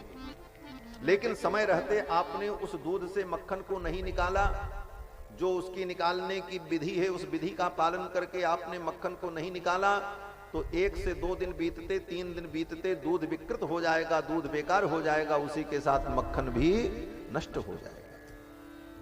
क्योंकि दूध 2 दिन से ज्यादा तो रहेगा नहीं, तीसरे दिन तो खट्टा होकर के बेकार ही हो जाएगा। उसके साथ साथ उसके अंदर में विद्यमान जो घी है वो भी नष्ट हो जाएगा।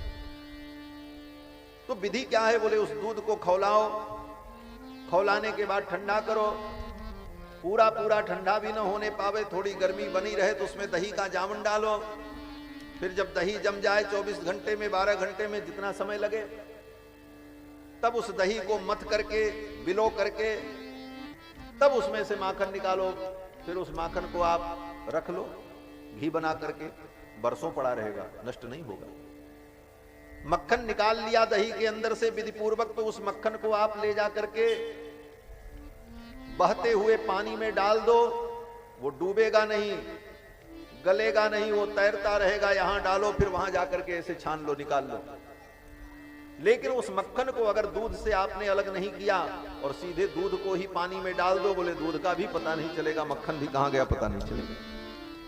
भगवान के समान कोई हो नहीं सकता। जैसे दूध में मक्खन है, भगवान के समान भगवान ही हो सकते हैं। शरीर के अंदर इसीलिए गोस्वामी जी ने भगवान के स्वरूप का जब वर्णन किया तो कहते हैं रघुबर छवि के समान रघुबर मुख बनिया, साक्षात्कार रघुबर छवि के समान रघुबर मुख बनिया, ठुमक चलत रामचंद्र बाजत भैजनिया, भी दुर्गति हो जाएगी। अगर आपने समय रहते आत्मा का साक्षात्कार कर लिया तो संसार सागर में बहते हुए भी तुम नहीं डूबोगे। मक्खन को आपने दूध से निकाल लिया तो नदी में डाल दो, तैरता रहेगा, नहीं डूबेगा मक्खन। दूध को डालो, बोले दूध पानी में मिलकर के खत्म ही हो जाएगा। उसी प्रकार इस संसार सागर में रहकर आत्म साक्षात्कार अगर नहीं किया तो इस संसार सागर में बहते बहते बह जाओगे, पता ही नहीं चलेगा। और आत्म साक्षात्कार कर लिया तो तुम्हारा कभी पतन नहीं होगा, तुम निर्लेप बने रहो। लेकिन अब ये कैसे हो? बोले दूध का दही बने और दही का मही बने तब माखन निकले। तो ये दूध का दही, दही का मही बना करके माखन निकालने की विधि कौन कर रहा है? बोले गोपियां कर रही हैं। दूध को पहले गरमाया और दूध जब खौलने लगा तो गोपियों ने दूध को उतार करके नीचे रखा, ठंडा किया। हमारे जीवन में भी जब दैहिक, दैविक, भौतिक तीनों प्रकार के ताप से हमारा जीवन तपता है, हम अपने जीवन में अपने ही किए हुए कर्मों के परिणाम स्वरूप दुख से दुखी होकर के तप जाते हैं और उस दुख को सहन करने की क्षमता नहीं रह जाती, हमारे जीवन में उबाल आने लगता है। उस स्थिति में कोई संत, कोई ज्ञानी, कोई महापुरुष अगर हमें मिल जाते हैं तो उनके वचनों से हमें शांति मिलती है। दूध जब खोलने लगा तो गोपी ने उस दूध को उतार करके नीचे रख दिया, थोड़ी शांति मिल गई। संत महापुरुषों की वाणी सुन करके हम संसार के ताप से थोड़े ठंडे होते हैं। संसार का ताप कम होता है, लेकिन पूरा पूरा ताप कम हो जाए तो दही नहीं जमेगा। पूरा दूध ठंडा हो जाए तो उसमें जावन डालो तो दही नहीं जमेगा। गोपियां क्या करती हैं, बोले थोड़ा ताप बना रहे, थोड़ी गर्मी बनी रहे, और तब उसमें जावन डाल करके चुपचाप रख देती हैं, न छूती हैं न हिलाती हैं, तो सुंदर दही बन जाता है। उसी प्रकार संसार के ताप से तपे हुए प्राणी जब संत रूपी गोपियों के सन्निकट में आते हैं तो संत रूपी गोपी, संत रूपी भगवान के भक्त अपने वचनों की शीतलता से उन्हें शीतलता दे करके उनके ताप को कम करते हैं, लेकिन थोड़ा बहुत ताप बचा रहता है। और उस स्थिति में उनके हृदय में दही का जावन डाल देते हैं। ये दही का जावन क्या है, बोले यही भक्ति का जावन है। भक्ति का बीज उनके हृदय में डाल देते हैं, मंत्र दीक्षा दे करके भक्ति का बीज उनके हृदय में डाल देते हैं और नियम बता देते हैं, इन नियमों का पालन करना, सावधानी रखना। जैसे गोपी दही में, दूध में जावन डाल देती है और फिर उसको हिलाती डुलाती नहीं, दही में जावन डाल करके उसको शांति पूर्वक रख दो, बार बार हिलाओगे छुओगे तो दही नहीं जमेगा। उसी तरह गुरुजी ने तुम्हारे ताप को कम करके तुम्हें भक्ति का बीज दे दिया, मंत्र दीक्षा दे दी, भक्ति का जावन तुम्हारे जीवन में डाल दिया, लेकिन अब उन्होंने जो नियम बताया उस नियम से तुम हिलो डिलो मत, उस नियम का कठोरता से पालन करो तो तुम्हारे हृदय में भक्ति का दही जम जाएगा। अब भक्ति का दही तो जम गया, लेकिन इतने मात्र से कल्याण नहीं होगा, अभी आगे की प्रक्रिया बाकी है। भक्ति का दही जम गया, उसके बाद क्या हुआ, बोले गोपी ने उसमें मथानी डाल दी। मथानी डाल करके उसके मथ करके टुकड़े टुकड़े कर दिए, दे मथानी दे पानी, दे मथानी दे पानी। उसके बाद भी संघर्ष बना रहा, मथानी ने उस दही के टुकड़े टुकड़े किए, लेकिन इतने संघर्ष में भी उस दही के अंदर जो सार तत्व था वो धीरे धीरे ऊपर उठता चला गया और जो निस्सार था वो नीचे रह गया। जो ऊपर उठ करके आकर के तैरने लगा वो मक्खन हो गया, जो नीचे बैठ गया वो क्या है, छाछ हो गया। उसी प्रकार भगवान की भक्ति जीवन में आ जाए, भक्ति का दही जीवन में जम गया, लेकिन इसके बाद भी प्रारब्ध की मथानी अपना काम करेगी। कल हमने कहा था प्रारब्ध तो जीवन में भोगना ही पड़ता है, प्रारब्ध बिना भोगे नहीं छूटता। ये प्रारब्ध की मथानी तुम्हारे जीवन को मथेगी, प्रारब्ध की मथानी तुम्हारे सिर पर पड़ेगी, तुम्हारे प्रारब्ध में जो दुख सुख लिखा है वो भोगना पड़ेगा ही पड़ेगा।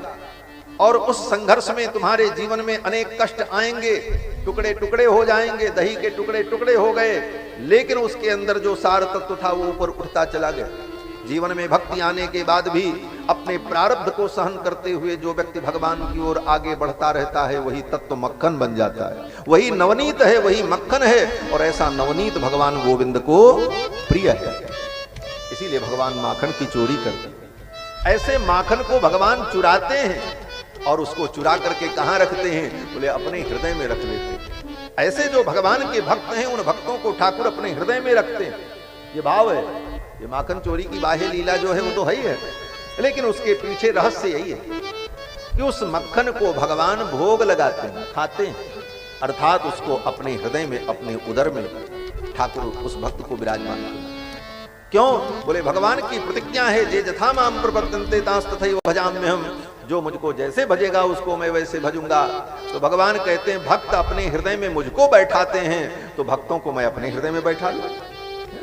भक्त के हृदय में भगवान रहते हैं और भगवान के हृदय में भक्त रहते हैं। जे जथा माम प्रपद्यन्ते तांस तथैव भजाम्यहम्। तो माखन भगवान को अत्यंत प्रिय है, इसीलिए भगवान माखन चोरी करते हैं। अब माखन बनने के बाद भी कभी कभी एक दोष आ जाता है। क्या है, बोले वो अभिमान का दोष। घर छोड़ा, परिवार छोड़ा, वैराग्य से युक्त हो गए, ज्ञान प्राप्त किया, भगवान की भक्ति में भी लगे रहे, लेकिन पद प्रतिष्ठा के अहंकार ने व्यक्ति को भगवान से दूर कर दिया। ये तीसरी विडंबना आ जाती है। क्या हुआ, बोले मैया के रसोई घर में ठाकुर जी जब पहुंचे तो देखते क्या है, नीचे एक माखन की मटकी, उसके ऊपर दूसरी, उसके ऊपर तीसरी, उसके ऊपर चौथी, पांचवी, छठवीं, सबसे ऊपर वाला जो मक्खन है वहां ठाकुर जी का हाथ नहीं पहुंचता। मक्खन तो सभी मटकियों में है, लेकिन ऊपर वाले पर भगवान का हाथ नहीं पहुंचता। भगवान कहते हैं तुम संसार से विरक्त हो गए, वैराग्य संपन्न हो गए, मेरी भक्ति में भी लग गए, लेकिन अगर तुम्हें अहंकार हो गया कि हम बहुत बड़े हैं तो तुम्हारे तक मेरा हाथ नहीं पहुंचेगा, बैठे रहो ऊपर तुम। जो सबसे नीचे होगा, जो सबसे छोटा होगा, ठाकुर उसी को पसंद करते हैं। ऊपर वाले माखन की मटकी पर ठाकुर का हाथ नहीं गया, नीचे वाली जो मटकी थी उसमें हाथ चला गया। क्यों? बोले भगवान को अभिमान प्रिय नहीं। आप बड़े ज्ञानी हो, विद्वान हो, भगवान के भक्त हो, प्रेमी हो, सब हो, लेकिन सब होते हुए भी अगर अभिमान है आपके अंदर तो ठाकुर जी को पसंद नहीं। मक्खन बन गया, संसार त्याग दिया, आत्मज्ञान हुआ, सब कुछ हुआ, लेकिन अभिमान के कारण ऊपर बैठे। भगवान ने कहा वहां तक मेरा हाथ नहीं पहुंचता, जो सबसे छोटा है वहां मेरा हाथ पहुंचता है। हम कितने छोटे बने रहे, हमें क्या चिंतन करना चाहिए? श्री चैतन्य महाप्रभु जी कहते हैं तृणादपि सुनीचेन तरोरपि सहिष्णुना। तृणादपि सुनीचेन, तृण से भी अपने को छोटा समझो। तृणादपि सुनीचेन तरोरपि सहिष्णुना, और वृक्ष से भी ज्यादा अपने को सहिष्णु बना लो। पेड़ कितना सहता, पानी सहता है, धूप सहता है, हवा सहता है, शीत सहता है। उसके बाद बोले उसके बाद भी लोग पेड़ को आकर के पत्थर मारते हैं, लेकिन उस पत्थर मारने वाले को भी फल दे देता है, लो खा लेना मीठा फल। पेड़ पर कोई पत्थर मारता है तो पेड़ लौटा करके उसे पत्थर नहीं मारता, अपितु मीठा फल देता है। ये पेड़ की सहिष्णुता। एक महात्मा थे, पेड़ के नीचे बैठे भजन कर रहे थे। 2 गांव के बच्चे पहुंचे और गांव के बच्चों ने देखा पेड़ में फल लगा था, आम का फल पका हुआ। फल तोड़ने के लिए बच्चों ने पत्थर मारा कि फल टूट करके नीचे गिरे। पत्थर तो जाकर के फल में लगा, फल टूट करके नीचे गिरा, लेकिन पत्थर फिर जाकर के महात्मा के सिर पर गिरा। महात्मा पेड़ के नीचे ही बैठे, सिर फूट गया। अब बच्चे डर गए, महात्मा का सिर हमने फोड़ दिया, क्या हो? आकर के चरणों में गिर गए, क्षमा मांगने लगे। महात्मा ने कहा बेटा क्षमा तो मुझे मांगनी चाहिए। बच्चे ने कहा क्यों महाराज, हमसे तो गलती हुई, मैं तो फल तोड़ रहा था लेकिन आपको पत्थर लग गया। बोले मैं कितना गया गुजरा हूं, हमसे अच्छा तो ये वृक्ष है, इसको तुमने पत्थर मारा, इसने तुमको फल दिया, और तुमने मुझे पत्थर मारा, लेकिन मैं तुम्हें कुछ नहीं दे सका। यही साधुता, इसे कहते हैं साधुता। कि महाराज तृणादपि सुनीचेन तरोरपि सहिष्णुना, वृक्ष से ज्यादा हमारे अंदर सहिष्णुता। अमानिना मानदेन कीर्तनीयो सदा हरि। श्री चैतन्य महाप्रभु जी कहते हैं अमानिना मानदेन, जो तुम्हारा अपमान करे उसको भी तुम सम्मान दो। आज तो स्थिति यह है कि सम्मान देने वाले का ही लोग अपमान करते, लेकिन चैतन्य महाप्रभु जी कहते हैं जो तुम्हारा अपमान कर रहा हो उसको भी तुम सम्मान दो। अपमान की तो सम्मान की तो अपेक्षा ही मत रखो, और अगर कोई तुम्हारा अपमान करता है तब भी आप उसका सम्मान करो। अमानिना मानदेन कीर्तनीय सदा हरि, और भगवान का कीर्तन, भगवान का स्मरण करते रहो। तो ये विनम्रता, ये दीनता, यही भगवान को प्रिय है। इसीलिए भगवान का एक नाम है दीन दयाल। दीन दयाल विरद संभारी, हरहु नाथ मम संकट भारी। दीन पर ही ठाकुर की कृपा होती है, जान लेना। जब तक दीनता जीवन में नहीं आएगी तब तक ठाकुर की कृपा नहीं होगी। इसीलिए गोस्वामी जी कहते हैं मौसम दीन न दीन हित तुम समान रघुबीर। और ये दीनता तभी आएगी जब अपने गुणों का, अपने पद प्रतिष्ठा का अभिमान हमारे जीवन से चला जाए। दीनता जीवन का, भगवान की भक्ति में दीनता का बहुत बड़ा महत्व। दीनता भक्तों की शोभा है और दीन भगवान को अत्यंत प्रिय है। जेहि दीन पियारे वेद पुकारे द्रवहु सुश्री भगवान। पूरी रामायण पढ़ना यही सब मिलेगा। हम तो केवल सूत्र बता रहे हैं आप। जे दीन पियारे, भगवान को कौन प्रिय है? बोले दीन प्रिय है। जे दीन पियारे, ये बात कौन कह रहा? बोले वेद पुकारे, वेदों ने कहा, प्रामाणिक बात है। द्रवहु सुश्री भगवान, हे ठाकुर आप कृपा करो। कहने का भाव कि हमारे जीवन में दीनता। तो वो मक्खन ऊपर रखा था इसलिए ठाकुर का हाथ वहां तक नहीं पहुंचा। सब विशेषता थी लेकिन दीनता नहीं थी। इसी को दूसरे शब्दों में हमारे आचार्यों ने कहा नैत्यानुसंधान। नैत्यानुसंधान का मतलब अपनी निम्नता का, नीचता का अनुसंधान की हम बहुत नीच हैं, इसको कहते हैं नैत्यानुसंधान।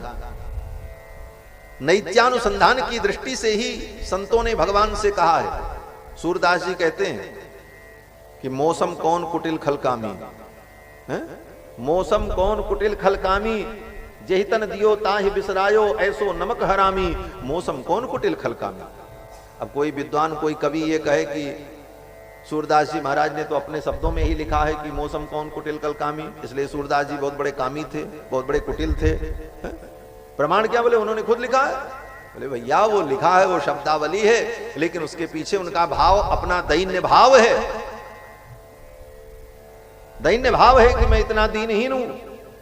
तो ये दैन्यता भगवान को प्रिय है, दीनता भगवान को प्रिय है। नैत्यानुसंधान भगवान को प्रिय है कि हम कितने नीच हैं, हम कितने छोटे हैं, इसका चिंतन करो, अपनी लघुता का चिंतन करो।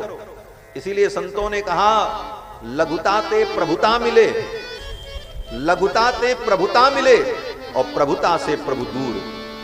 अगर प्रभुता आ गई तो प्रभु दूर हो जाएंगे, लघुता होगी तो तुम्हें प्रभु मिल जाएंगे। इसीलिए हमारे आचार्यों ने कहा कि ब्राह्मणों में, क्षत्रियों में, वैश्यों में, श्रेष्ठ लोगों में भगवान की भक्ति देर में सफलता देती है, लेकिन निम्न जाति के लोगों में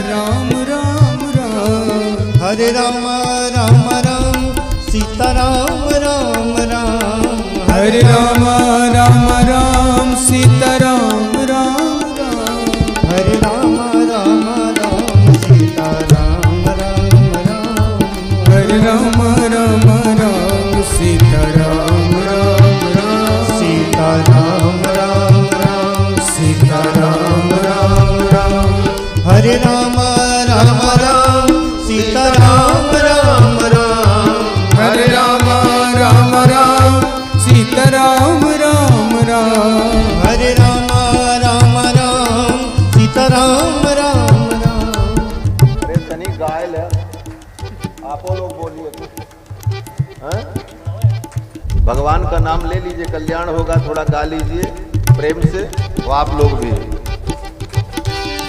हरे राम राम राम, सीता राम राम राम, हरे राम राम राम, सीता राम राम राम, हरे राम राम राम, सीता राम राम राम, ताली बजा करके राम राम, सीता राम राम राम, हरे राम राम राम, सीता राम राम राम, हरे राम राम राम, सीता राम राम राम, हरे राम राम राम, सीता राम राम राम, हरे राम राम राम, सीता राम राम राम, हरे राम राम राम, सीता राम राम राम, हरे राम राम राम, सीता राम राम राम, हरे राम राम राम, सीता राम राम राम, हरे राम राम राम, सीता राम राम राम।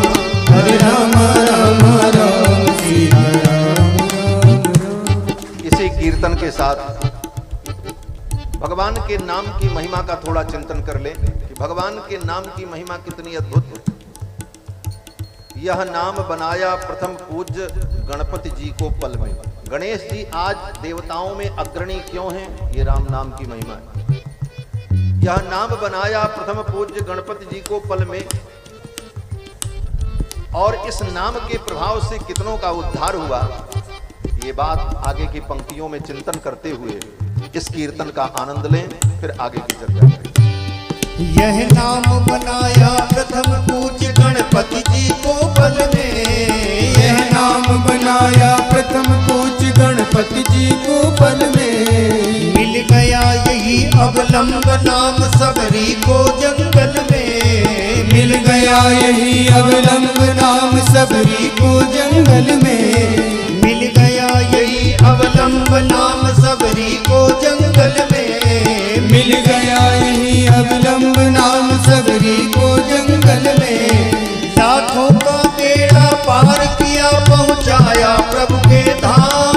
लाखों का बेड़ा पार किया पहुँचाया प्रभु के धाम। हरे राम राम राम सीता राम राम राम। हरे राम राम राम सीता राम राम राम। हरे राम राम राम सीता राम राम राम। हरे राम राम राम सीता राम राम राम। बजरंग बली के बल में इसकी महिमा न्यारी है। बजरंग बली के बल में इसकी महिमा न्यारी है। बजरंग बली के बल में इसकी महिमा न्यारी है। बजरंग बली के बल में इसकी महिमा न्यारी। हनुमान जी के बल में महिमा किसकी है? बोले राम नाम की ही महिमा है। हनुमान जी महाराज जब कोई भी काम करते हैं तो बस पहले क्या करते हैं? बोले जय श्री राम, सारा काम हो जाता है। बजरंग बली के बल में इसकी महिमा न्यारी है। बजरंग बली के बल में इसकी महिमा न्यारी है। ध्रुव और विभीषण को भी तो यह खूबी प्यारी है। ध्रुव और विभीषण को भी तो यह खूबी प्यारी है। ध्रुव और विभीषण को भी तो यह खूबी प्यारी है। ध्रुव और विभीषण को भी तो यह खूबी प्यारी है। प्रहलाद इसी को जपते थे निशिवासर आठों याम। प्रहलाद इसी को जपते थे निशिवासर आठों याम। हरे राम राम राम सीता राम राम राम। हरे राम राम राम सीता राम राम राम। हरे राम राम राम सीता राम राम राम। हरे राम राम राम सीता राम राम राम। ब्रह्मा के चारों वेदों से यह नाम निकलता है। ब्रह्मा के चारों वेदों से यह नाम निकलता है। ब्रह्मा के चारों वेदों से यह नाम निकलता है। ब्रह्मा के चारों वेदों से यह नाम निकलता है। शिव जी के मानस मंदिर में दीपक सा जलता है। शिव जी के मानस मंदिर में दीपक सा जलता है। शिव जी के मानस मंदिर में दीपक सा जलता है। शिव जी के मानस मंदिर में दीपक सा जलता है। नारद जी की बीड़ा पर भी बजता है सुंदर नाम। नारद जी की बीड़ा पर भी बजता है सुंदर नाम। हरे राम राम राम सीता राम राम राम। हरे राम राम राम सीता राम राम राम। हरे राम राम राम सीता राम राम राम। हरे राम राम राम सीता राम राम राम। क्या कहे अनाड़ी मूद लता इसमें क्या टोना है। क्या कहे अनाड़ी मूद लता इसमें क्या टोना है। क्या कहे अनाड़ी मूद लता इसमें क्या टोना है। क्या कहे अनाड़ी मूद लता इसमें क्या टोना है। हम क्या बतलावे प्रेमी जन इससे क्या होना है। हम क्या बतलावे प्रेमी जन इससे क्या होना है। हम क्या बतलावे प्रेमी जन इससे क्या होना है। हम क्या बतलावे प्रेमी जन इससे क्या होना है। जब करके देखो श्रद्धा से होवेगा पूर्ण काम। जब करके देखो श्रद्धा से होवेगा पूर्ण काम। जब करके देखो श्रद्धा से होवेगा पूर्ण काम। जब करके देखो श्रद्धा से होवेगा पूर्ण काम। हरे राम राम राम सीता राम राम राम। हरे राम राम राम सीता राम राम राम। हरे राम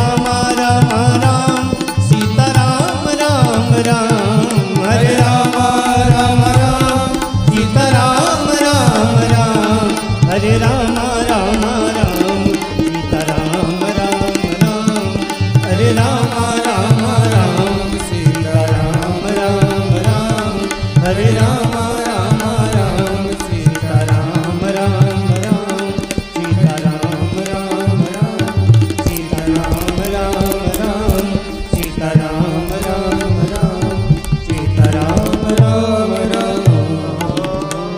श्री सीतारामचंद्र भगवान की जय। क्या कहे अनाड़ी मोदलता।